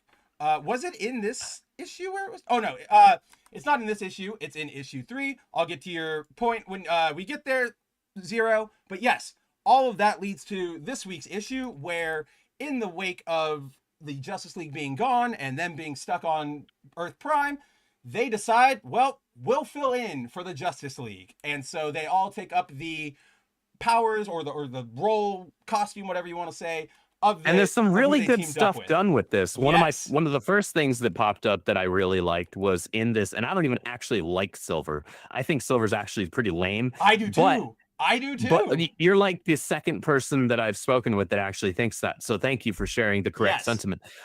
In like, I think it's maybe a page or two after this, but when Silver says he's going to go off and like, you know, like go meet up with the rest of the crew, Yeah. he's like, Uh-oh. I'll let one of the other Green Lanterns like be in charge. And the first two that he names are Kyle and Hal. Yeah.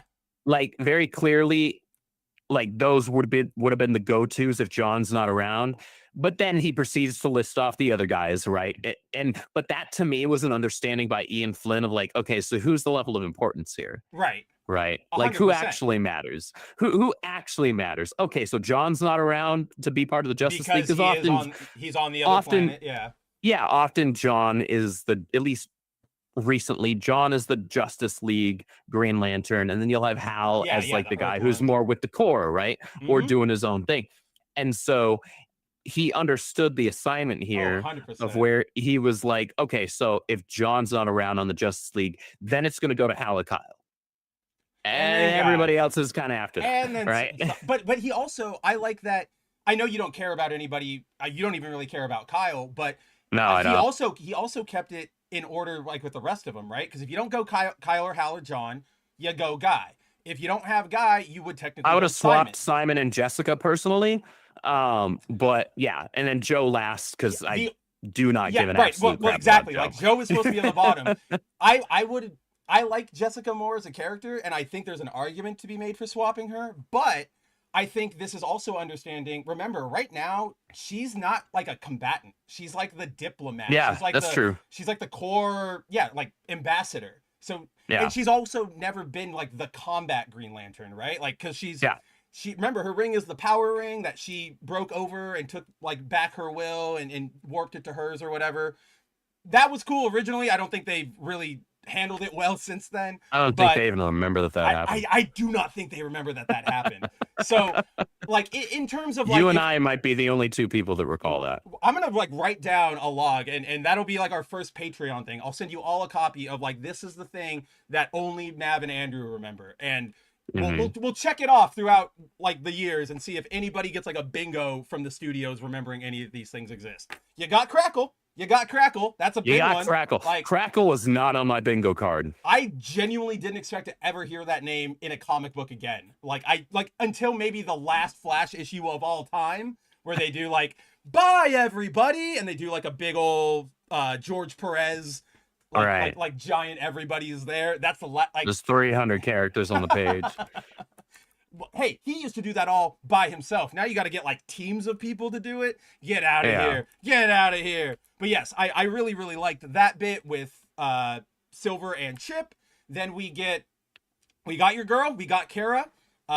We have, who was it? Oh yeah, Amy goes in and kind of like stomps noise, which is pretty good. Like I think it works. Like she's a little more childish and cheery, but it's they kept her in character because she's having these moments of strength, but she's also having these fangirl moments, like right here, and that's part of her character. Like if you just throw that out completely, you can still mature the character, but there's a layer of that you need to keep for her to be recognizable, and they maintain that, and that's really good. And also like that bottom panel, that panel 1, 2, 3, 4, 5, yeah, panel Yeah, 5, like that's actually a really cool and dynamic panel of Amy charging forward. And I don't know if you noticed this, but here I'm gonna zoom in real quick. Like the coloring is like particularly good on like this It's one really good. panel. And I Yeah. was like, what happened? Like, did you just have like your power Somebody went out went and you all couldn't- in. Yeah, you couldn't connect to the internet for like a week, so you're like, this is the only panel I have to color. I guess I'm Yeah. gonna give it all of my attention. I'm giving 500% to this one panel. That's what happened. Yeah, no, I just noticed that. I was like, oh, okay, cool. But yeah, like I really like this moment with Amy where she goes, oh, it's a Chaos Emerald, check it out. And then she has to like slap herself and be like, no, hero time. Like, that's right, I gotta be serious. And I was like, that's Amy. Then we got, again, like, this was probably my favorite of the character fill-ins, was Knuckles is Superman. And, you know, he flies, he's got super strength. And so Lois calls him over and says, hey, Lex Luthor wants to talk to you. I don't know what, but he's a bad guy. Don't trust him. Mm-hmm. So he goes over, and I like that. So when he lands, Luthor says, slower than a speeding bullet and as subtle as a locomotive. Because, like, Knuckles is doing his glide thing. Like, he's not flying. Yeah. And he's not a flyer. He's not like this fast, you know, faster than a speeding bullet character like Superman is. He's got like some super strength, that's for sure. Yeah. But like, yeah, so that was a funny little jab from Lex. I'll give him credit for that. And here's what I'll also acknowledge and push back against Zero's comment. This doesn't look like Wilson Fisk. Maybe if anything closer to Wilson Fisk in the Netflix Daredevil show, but Wilson Fisk in the Netflix Daredevil show doesn't look like Wilson Fisk from the comics by any stretch of the imagination, because he's about a sixth of the size. So honestly, yes, he's a bit more wide, but to me, he's like this middle between Justice League animated and Superman animated era Lex, who was like super wide up in the chest, right? He was like, man, like he looks like he could punch through some concrete, right? He looks like a mix between that and like the more traditional Lex that we're seeing in the comics. He's like this middle between those for me. So I see that. I had a different read, but which isn't completely wrong, but maybe because I had more background info. He used to look like this. Like, this is what Lex originally looked like. This is what he looked like for a long lot time of ago. the 90s. And they actually, you're going to get, hey, if Reeve's here, shout out Reeve. The one and only Batman Brave and the Bold actually features Lex Luthor as the fat Lex. So I was just like, oh, it's a mashup of like all, I got a lot of. Yeah, it's like this amalgamation. What's his name? I got a lot of Gene Hackman from him. Right? Yeah. Like that's, I got old school Lex and Gene Hackman and mashed, and it's a good Lex, but that's probably where the fattiness is coming from. Lex used to be fat. But like Wilson Fisk, no. I know you haven't seen the movie. Maybe you've seen the imagery or like screenshots or something, but honestly, Into the Spider-Verse, yes, it's hyper stylized, and I have seen. He's like the size of a freaking house. That's closer. Like that's exaggerated, yeah, but that's like closer to how he like. That's closer to Wilson Fisk, because then you look at well, then you look at Wilson Fisk and like even say like the Insomniac PS4, you know, Spider-Man game. He still looks a lot closer to that. Zero. I'm not saying this is JLU he's not Lex. saying that. No, he's not saying that.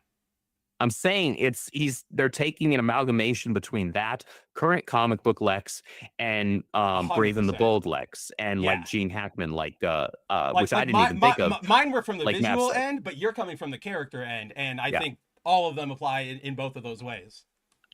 So my God, are you just behind Zero? I literally just said he looks far closer to the Netflix Daredevil Lex Luthor. Or Wilson Fisk, rather. You gotta hit live. Make sure you hit the live button on your player. We're live. Andrew, make sure I hit live. Speed up your YouTube player by 5 times or whatever the hell you need to do. Yes. For Brazilian internet. Yeah. Oh, well, Brazilian internet. He's probably got to like get a toucan to like fly a tin can over a wire or something. So it's gonna take him time. But we're here for you, Zero. We'll help you through this troubled, dark time. Oh, there you go. I was behind. There we go. Okay. Called it. There it is. But then, Lex. Forgiven.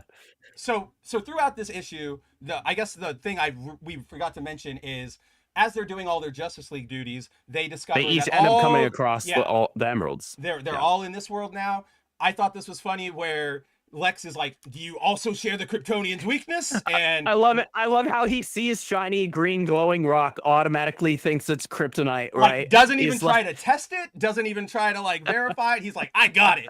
And yeah, so then I love that Knuckles is like, oh, hey, thanks for that. And he goes, oh, yeah, I meant to give that to you. The sign of our friendship or whatever. And so then Knuckles flies out, but then he does his moves from the game where he like flips back over, still gliding. And he comes back in. He's like, were you trying to poison me? But the flip moment, I went, fuck yeah. Like that is so, again, I liked Ian. that. I expect it from Ian, but still really, really cool to see. Ian knows his Sonic characters and imagery for sure. He really, really does. Then we get Shadow versus the Joker. Not a lot super special here. Not much happens. I will highlight that it's a far more whimsical, fun Joker from Days Gone By that we haven't seen in a very long time. And I genuinely appreciate it, and I think was the correct choice to go with here for a Sonic crossover. So. Right? To go with any of the more sadistic modern ones would have been the wrong choice. This was the right choice. Joker, we don't need to talk about. This was more like Batman the Animated Series Joker. Have you noticed that they're like leaning more into that version of Joker? Like they went back in time in We Are Tomorrow to get that Joker. I haven't read it. No, or We Are Yesterday, the current thing that's going on in Justice League Unlimited. Where Grodd goes back. Yes, where Grodd goes back in time and gets everyone. Yeah, like they get that Joker. There was another instance where they showed this Joker, even though it was supposed to be like a main continuity one. I think everybody went through 3 Jokers and went, like that was our Rise of Skywalker moment. Now we've kind of got to like. No, it's like, all right, guys, it's been a bridge too far. And I'll admit, I have the hardcover deluxe edition of that miniseries. Even though it's disappointing narratively, it's still Jason Fabok. It's still Jason Fabok. Like cover to cover Jason Fabok Batman art, and it's gorgeous. It's so gorgeous. I hate it so much, even if the story is genuinely terrible, like genuinely bad. It was super disappointing. Speaking of super disappointing, we get to our final Justice Leaguer, right? We got Amy, we got Shadow, we got Knuckles, we've got Sonic, or we're getting to Sonic, and then Tails. He doesn't get like his own segment, but he is hanging out. Tails is the wrap up because he's being the guy in the chair. Yeah, and him and Cyborg are working on a device to detect the Chaos Emeralds. So as all the team is collecting their Chaos Emeralds, we of course, as you guys might have seen in the thumbnail, we get Sonic versus the Reverse Flash. And admittedly, the fight is pretty cool. There's a bit that I was not a fan of, but I liked this anime sort of punch moment. And I know you and I didn't like it, like on the cover, but I'm kind of digging Flash Sonic in action. Every single piece of art that I have seen of Flash Sonic so far, I have not liked at all. It's looked goofy. It's looked awkward. It doesn't work as well as the other kind of like superhero. Personally, I think that Amy Wonder Woman looks the best, actually. Because I think it just works. It just really works because she's already the only character there that actually already wears clothes, right? So, so you're not like forcing something there, right? Like Silver as Green Lantern kind of works. But that only kind of works because every Green Lantern gets it, right? Like we've seen whether you're a squirrel or a literal bacteria, you get the Green Lantern like uniform. So I think that's why that one's easier to correct. I mean, it's easier to accept that one. But I will agree. Like for whatever reason, for the interiors of this book, Sonic Flash actually works. It looks cool, and maybe it's a matter of the coloring because the coloring for the covers that have had it has been very flat. Oh yeah, hey. We got Whereas here it's like super dynamic and vibrant, and there's a lot of depth to the colors. They're utilizing a lot of shading and a lot of dimension, and it just works really well. I will say, like, look, it doesn't matter which Reverse Flash it is. Oh yeah. Like, as much as I love Sonic, I'm sorry. I don't think you can do it, boy. I don't think you can do it, buddy. However, now here comes. Yeah, I was gonna say before you get into that, I'm just gonna touch that. I did when I was reading this go, Reverse Flash would take this. That was kind of, and I had to go, okay, Sonic wins because he's a hero. I had my little super nerd actually moment to myself. You're not wrong on that. But now, yes, you take this. I will do graphics as you need. I will follow along. This is your time to let the lightning go. I'm gonna first present the question to you. What is the first thing that sticks out to Andrew and to Mav as Flash fans, as I would say Flash facts fanatics or Flash facts savants, that sticks out to you as absolutely incorrect here? Ooh, that's a lot of things. Here's the two that I noticed right off the bat. One was, why does Zoom not have pink eyes? Like, why? Well, you just said it. Hold on, you just said yes. it. That's Zoom. Yes. That's not Professor Zoom, aka Eobard Thawne, aka Reverse Flash. This is Zoom. Zoom has the blacked out eyes with just seeing the slight kind of pupils. Is Professor Zoom? Yeah, Professor Zoom, Eobard Thawne. He has the open eye sockets, but his eyes glow red. Yeah, he looks like the Flash. He's meant to be a dark mirror image of Barry. Because remember, Thawne is from the future, and he sees him in the museum, and he literally takes that uniform because he's trying to be him. Exactly. So he has the open eye sockets, so his eyes are visible. His eyes just glow red with the reverse speed force, right? Yeah. And his suit is supposed to mirror Barry's, whereas Zoom's is supposed to mirror 90s Wally, where 90s Wally had the white eyes, and Zoom, Hunter Zolomon, has the blacked out eyes. It's very specific and intentional design-wise. There's actually good design choices when it comes to...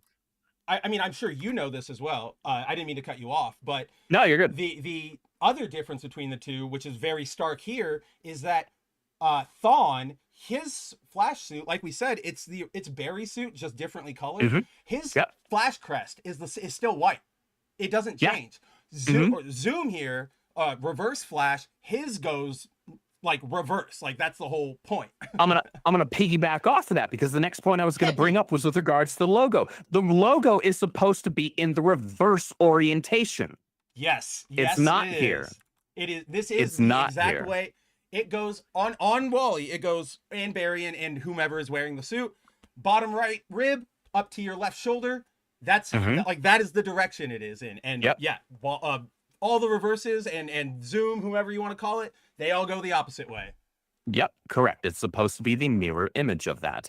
And so all of that jumped out at me immediately, and I was immediately annoyed, because it just reminded me of even though it wasn't the exact same thing, like the CW Flash show starting in season 2, like giving all of Wally's villains to Barry. And so, all the, because you had Zoom, right? You had Hunter Zolomon, and then you had Savitar, and then you had freaking Cicada, and it just kept going, right? It was stupid. And so here I'm like, guys, this probably, I'm going to say, based on all of the prior context that I've seen from Ian Flynn in this miniseries crossover so far, I'm gonna say this was an artist's mess up and not Ian Flynn's. Say so. Well, here's where I might push back a little bit against that, and maybe this is me being too pedantic, but the second thing that I was gonna point out that caught me was right here, where it's, when they're doing the little intro box for Reverse Flash, it says time traveling criminal, which I guess he's a criminal, but he doesn't really go for like crimes. He doesn't rob banks. He's not really like a Justice League villain. Like, he specifically only exists to fuck with Barry his entire existence, at least in terms of Eobard, is just to mess with Barry. So he's obsessive. He's psychotic. And so that stood out to me, where I went, a criminal probably sounds more like it's supposed to be thought, like, I don't know. That's like not Thawne, but a little bit of Zoom. That stood out to me, and I went, do you know what you're doing with the Reverse Flash here? Do you actually know what he's clearly supposed not to be? Because Reverse Flash Eobard Thawne is a speedster. Zoom, Hunter Zolomon, is not. Reverse Speed Force. Well, not even that. I know. I wanted to say that because I know it would, like, I wanted you to go, that stupid story arc. His powers are specifically, he's unmoored and displaced from time. And so he appears as though he's moving at super speed, but what it is he's just moving through time. Like, and that's why they that was how they used to visually differentiate the two, is that if you had Thawne, he was just standing there, right? But if you had Zoom, you would see like 3 or 4 clones of him. I don't know if you remember, but there was that Brightest Day, when Brightest Day concluded and we had that final splash page where everybody was back. Zoom is across all of it because he's vibrating in the background like at 7 different spots. That was how they used to depict him because of time. Yeah. And so this was, whether it's on Ian Flynn or whether it's on the artist, it was a misinterpretation. And maybe in the script, it was unclear what Ian was going for when he said Reverse Flash. And that's entirely possible because, yes, there are a couple of them, but Eobard Thawne traditionally is known as the Reverse Flash, whereas Hunter Zolomon is Zoom. Well, I mean, they even say right here when in panel 3, when Sonic is fighting him, he goes, "The real Flash was a hero. I saw to that myself, tempered through tragedy and That's Thawne.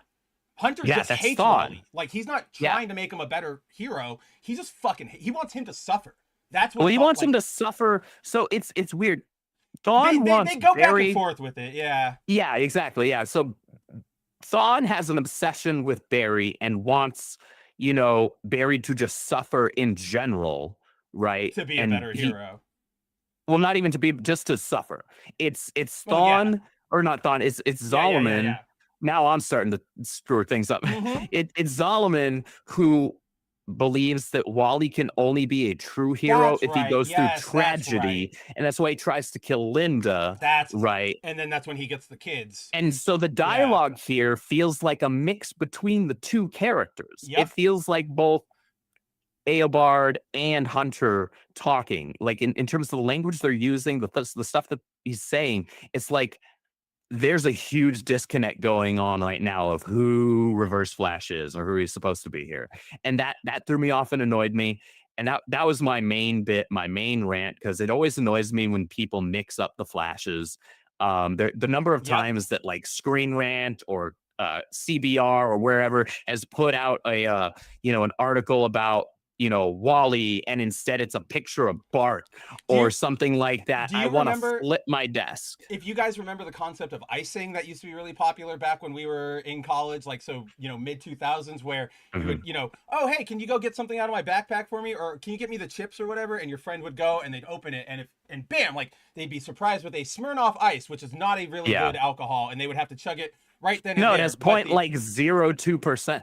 But like 7,000 billion milligrams of sugar, like it'll kill you. Like, one should theoretically kill you. The sugar will kill you faster than the alcohol content. You won't even get drunk enough to like dull the pain of your sugar suffering.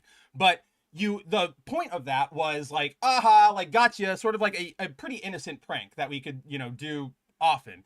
That's what those have become for you and me. Like, Andrew and I will find somebody saying, "Do you know why the Flash's lightnings are different colors?" And we'll just send it to them.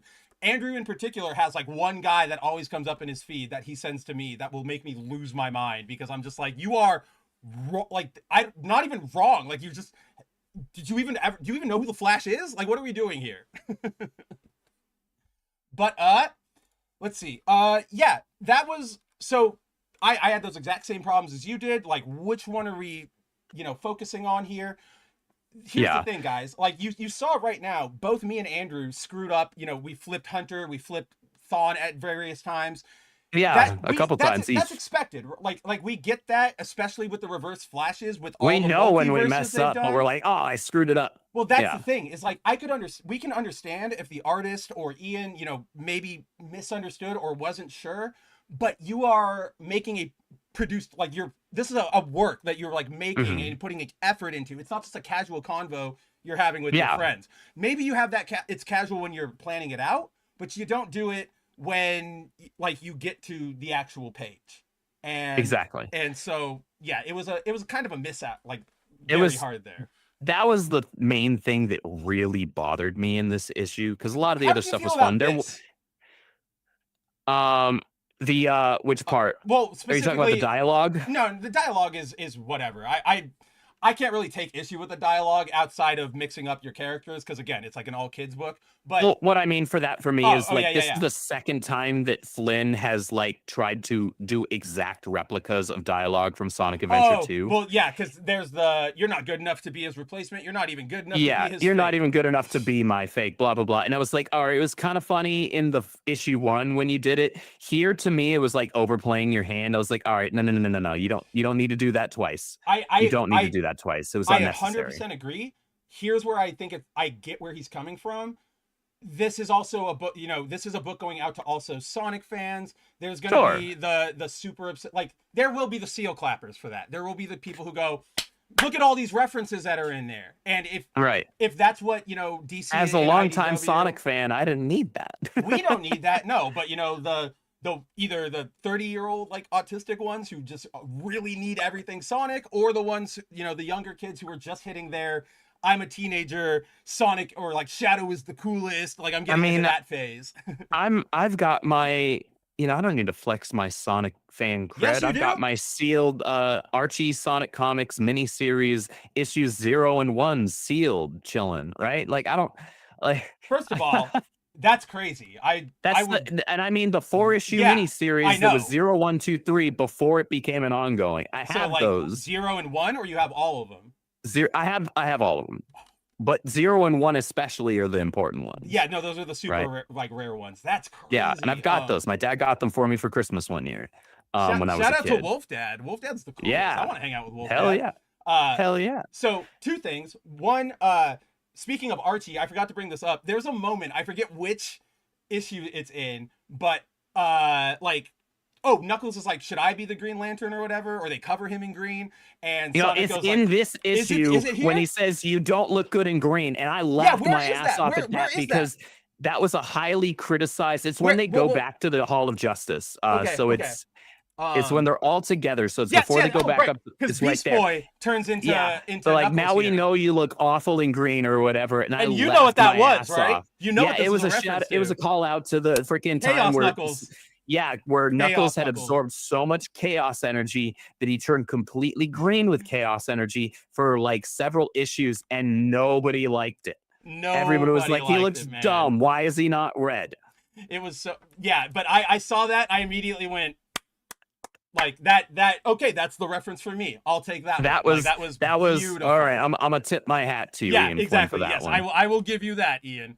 But yeah, that's what I mainly wanted to ask you is, how do you feel about Sonic doing this swapperoo with Reverse Flash in terms of speed, in terms of both of their powers? Because this is where I got hung up, where I get, it's the all ages book. It's the thing that'll get kids. It's simple, sure. The heroes have to always win. Right. But to me, I feel like you wouldn't be able to pull that over on either Thawne or Zoom, even if you're Sonic. What's your read on that? Yeah, Sonic does not beat Thawne or Zoom. It just doesn't happen. He just like can't. chaos control is cool and like really overpowered, but it's completely different from what Zolomon is able to do. Yeah. I'm sorry, you can't do it.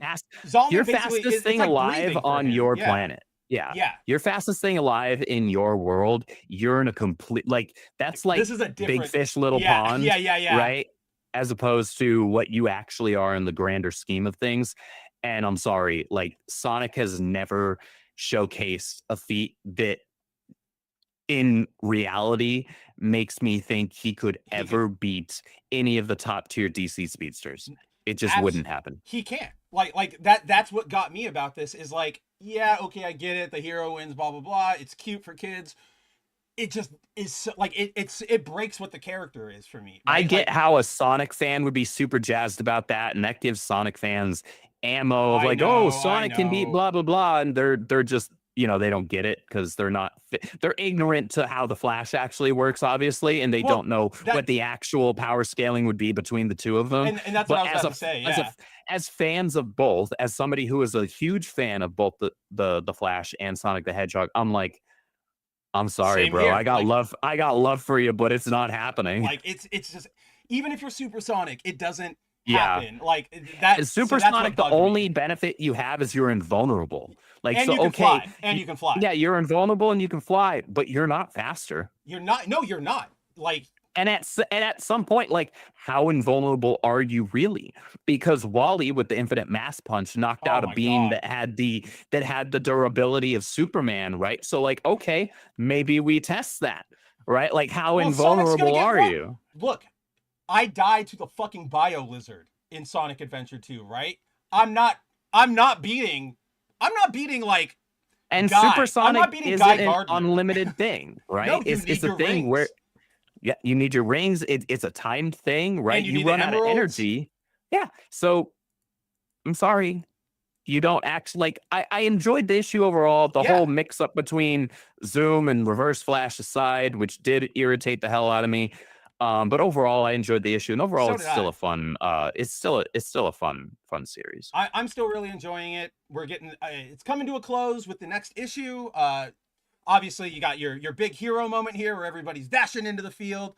Clone Geek, who joined us late, still always happy to have you, Clone Geek. He said, "Why do I get the feeling this is going to get a sequel? Because I guarantee you this thing is selling like hotcakes. Like, I mean, if it's selling as well as I think it is, which is my shop every single month that this dude, book has a new issue come out, is sold out of all variants, and there's only a few of the cover A left that's by the time I get there. when Tifa went down and they were like, okay, we're undoing all of our orders or whatever. I went, oh shit. Well, you and I went and started looking. We looked for places to Yeah, to we were start trying to using. like replace where we were Yeah, getting yeah, our yeah. rarer variants from. We eventually settled on Midtown, but when I was moving over to Midtown, Sonic, like DC Sonic 2 cover A out. Like I could not pre-order it. And when I went to the shop, I was early, guys. Like I was like 30 minutes after they opened, half the stack gone. It was crazy. So I do think this book has to be selling amazingly. It's So got to be selling very, very well. So that is enough for them to justify considering a sequel somehow. oh yeah, and crossover things in general are always kind of big money makers. I mean, TMNT, Batman, Power Rangers, TMNT, so on and so forth, right? Like crossovers will always, at least like the first issue will always like blow the hell out. So Yeah. yeah, like I'm not surprised it's going to get a continuation.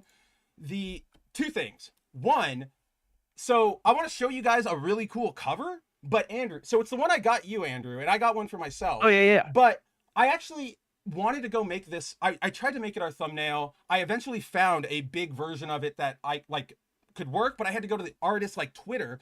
I went to Previews World. I went to Midtown. I went to all these places. Nobody had it up. So there's a reason you and I didn't see it. Yeah, Because you and I didn't know that nobody it was was even like advertising this. you sent me that photo. I was like, the hell? Well, when I sent that to you, that's because I legitimately like hadn't seen it. So I took a photo of this cover and I sent it to Andrew. Like I texted him, and all I said was like, "Cool," but that's because like I hadn't seen it. So I was genuinely being like, "Dude, that's so cool." And then Andrew was like, "What the hell?" Like I would have grabbed that, and I went, "Say no more. I've got it." But Yeah. and yes, Supersonic 2 still. Here's the thing to understand, and this isn't like you personally, Zero. This is everybody out there.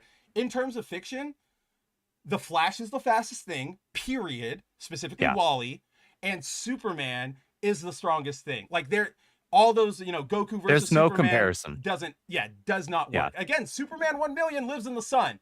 Top that. But so this cover, guys, is I realized why this one, at least for me, hit so hard. It's Sonic Adventure 2. They're parodying the Sonic Adventure 2 cover. Absolutely. But, check this one out, guys. This cover right here.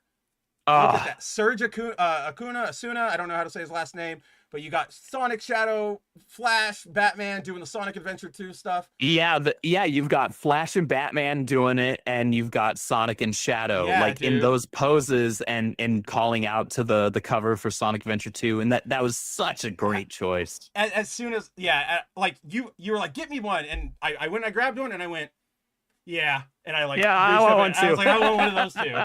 So yeah, That's fair. That's fair. I'd have done the same thing. Overall, good issue, even if Yeah. I'd say the reason, I mean, obviously you and I are dorks about the Flash, so it's always going to grind our gears. But I think part of the reason this got so much of our attention is that Ian has been doing such a good job so far with continuities, with where we are with characters. With references and knowing things from obscure things from Crackle. DC Comics history. You got Crackle. Yeah, like it doesn't get that much more obscure than It that, really. really doesn't. So that's it was yeah. impressive that he had that, and so like to see something like this was like, what Like, the come heck? on, you were so close. You were so close. Yeah. Mary, how's it going? Mary says, Hey. have a good stream. Well, here's the thing, We're Mary. actually wrapping up here in We a few are minutes. actually done. No, I think unless you have anything left to say about DC Sonic, I mean, I would just keep gushing about it. I would just keep going panel by panel and going, this was fun, this was fun, this was fun. So Huge shout out to the colorists on this issue, because the colorists made the costumes really work on the characters, on the Sonic characters like, specifically. And in particular the Flash Sonic. Like, this was really really cool. Like, and there is, what is it, like cover B to issue 2 where it's like the just Sonic like in his Flash costume, and it's just so flat. It just looks bad. Yeah. It doesn't work for me at all. It looks really cheap, but then here they actually look like, oh, we didn't just slap them together or whatever, right? Like, it looks like, oh, you actually put effort into it. I I know one of the things that bugged me, at least, was his gloves, because like the red glove, I don't know, like it just didn't sit right with me, especially when it was flat. Really works here. Like it does really totally work works here. Yeah, it works great. And I think they could have gotten away with making the gloves all gold, which is what would have been more accurate to the Flash's costume, right? I actually think they should have done that. Yes. I think they're kind of going for the shadow bangle thing a little bit. Yeah. Whatever. Again, you and I would have done it differently.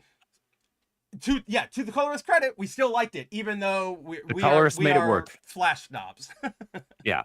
But yeah, guys, with that, let's go back to our main screen. We've done it. We have kept the show at 2 hours, 5 minutes, which is still pretty damn good.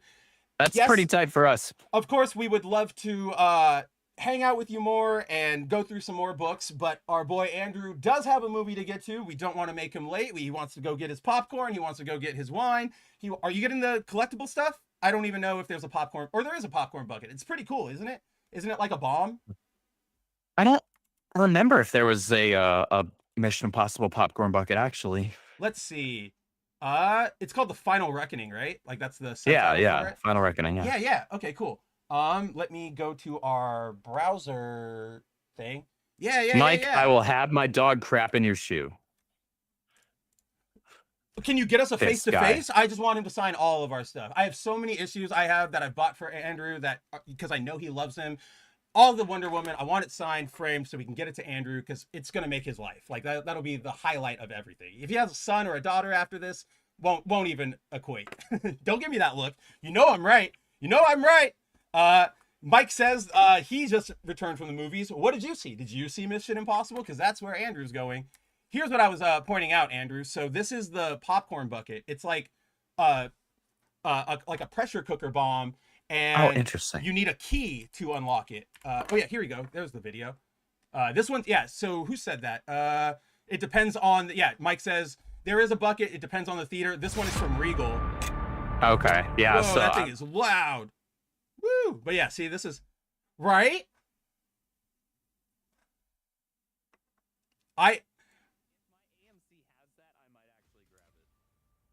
Exclusively at Regal. You never know. Because I feel like we talked about this a couple weeks ago, or maybe I talked about it on last week's GMU, but like, I don't really care about popcorn buckets. They're all mainly really stupid. But that one I went, all right. What is it? Is it Jurassic Park? No, it's the one from Godzilla X Kong.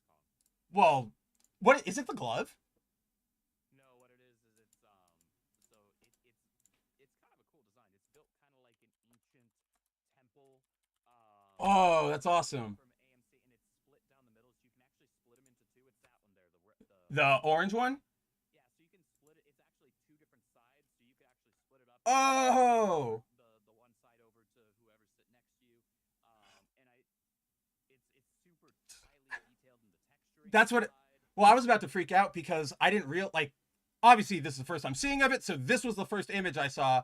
We see this all they have the same basic design, but like the right one is the old Goji like legends, and then the one on the left is like the old Kong legends. I like that. That is the only special edition popcorn bucket that I currently own. Well, you know what? That's the thing. 1 or 2, that's fine. Once you start getting to once you can say you have a collection, there are some people that collect them. It's like that's a choice. Yeah, it is a choice, and I hope, you know what, it's better than Funko Pops. I'll at least put it that way. Mike saw Final Destination Bloodlines, seeing Final Reckoning on Sunday. Well, I know nothing about Final Destination. I probably watched like the first two back when I was, in my younger years. I hope it was good. I've been hearing, actually pretty good things from Final Destination fans. In terms of Final Reckoning, we're trying to get Andrew out of here right now so he can go learn about it, so he can talk to you guys, so he can do these streams. But yes, guys, with that, we're going to get out of here a little bit early tonight. Andrew, do you want to let the people know what you've got going on? Yeah, what do I have going on? I don't know if we've got a stream over on Mary's channel this Saturday. I guess that I'd have to ask her. I don't actually know. If we do, I'm sure I'll find out. Sunday, obviously, the usual community night over on my channel. We're coming up on probably the last handful of weeks of stuff being streamed from the Switch 1 because the Switch 2 is coming out. What, you're gonna play that alone? You're just gonna play that alone for like the next streams? A good amount of the guys already have it pre-ordered. I know. I haven't gotten my email yet from Nintendo in terms of my invite to pre-order. If I don't end up getting it in the first month, it just kind of is what it is. You've got 5 million other things to do. You're fine. Yeah, it's not like I'm not busy otherwise, right? As always, Monday nights. Oh gosh, yeah, I got a lot of stuff. Yeah. Monday nights, Rippaverse Roundtable at 6 p.m. Central. Tuesday nights, High Council at 8 p.m. Central. Thursday is always here. Make sure you guys tune into Mav's channel tomorrow for Good Mav Ugly. Saturday, tune into Mary's channel if we're streaming. I don't know yet. And yeah, we'll see you back next week on Thursday for more. I probably won't have my weekend streams next weekend because it's Fan Expo Dallas. Ooh. And I'll be there with the Rippaverse team. Yeah, that's awesome. Yeah, we've got stuff going on there, so we'll have a booth. So come see us if you guys are going to Fan Expo Dallas. Come hang out, say hi, get an autograph, handshake, whatever, photograph. And next week we'll pull up the schedule and let you know where they all are, their booths, all that fun stuff. So don't worry about that. Sure. But go get your tickets now. Yes, please. And then, of course, as always, guys, check out what the Rippaverse has going on. They've got 3 collection or things on sale right now. They've got Saints and Sinners #1, Yaira #3, The Horseman #1. You guys know what they are. Saints and Sinners, it features a bunch of your or pretty well-known internet personalities. Critical Drinker, Heels versus Babyface, or anthology-style magazine. Horseman #1, the first actual entry into the Horseman series. The last one was sort of a special, like a one-shot graphic novel thing. Yeah, Marvel, like that Marvel book I got the other week. Remember, like the weird thick ones they used to do? Oh yeah. It's kind of like that. All canon, just not part of the series. And then, of course, your girl is on her 3rd book. Yaira is. We've still got 18 days on it. She's #3. You already know what it is. You know the hero. You know the Saskas. Get on that one as well. That's my amateur Rippaverse pitch, or not pitch, my sales attempt. This would probably work a lot better if I was a busty girl wearing a Tifa cosplay, but I'm very much not that.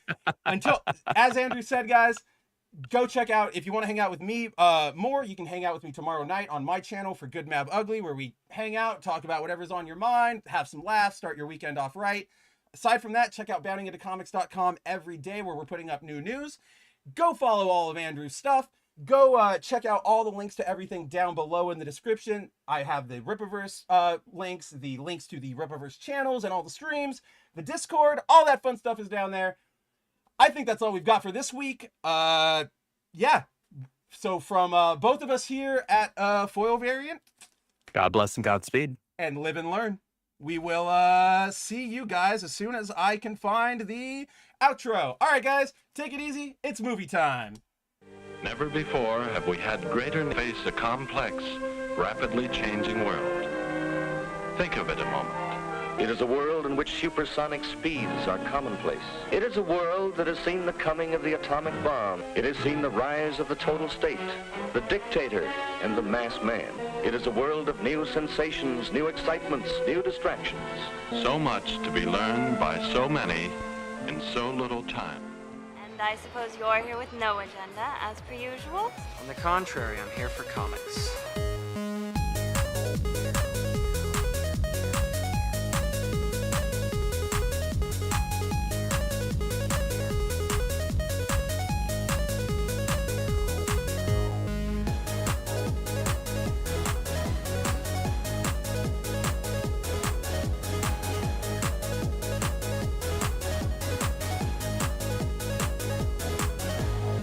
How's your comic book collection, Brody? Oh, it's going good, but I've been.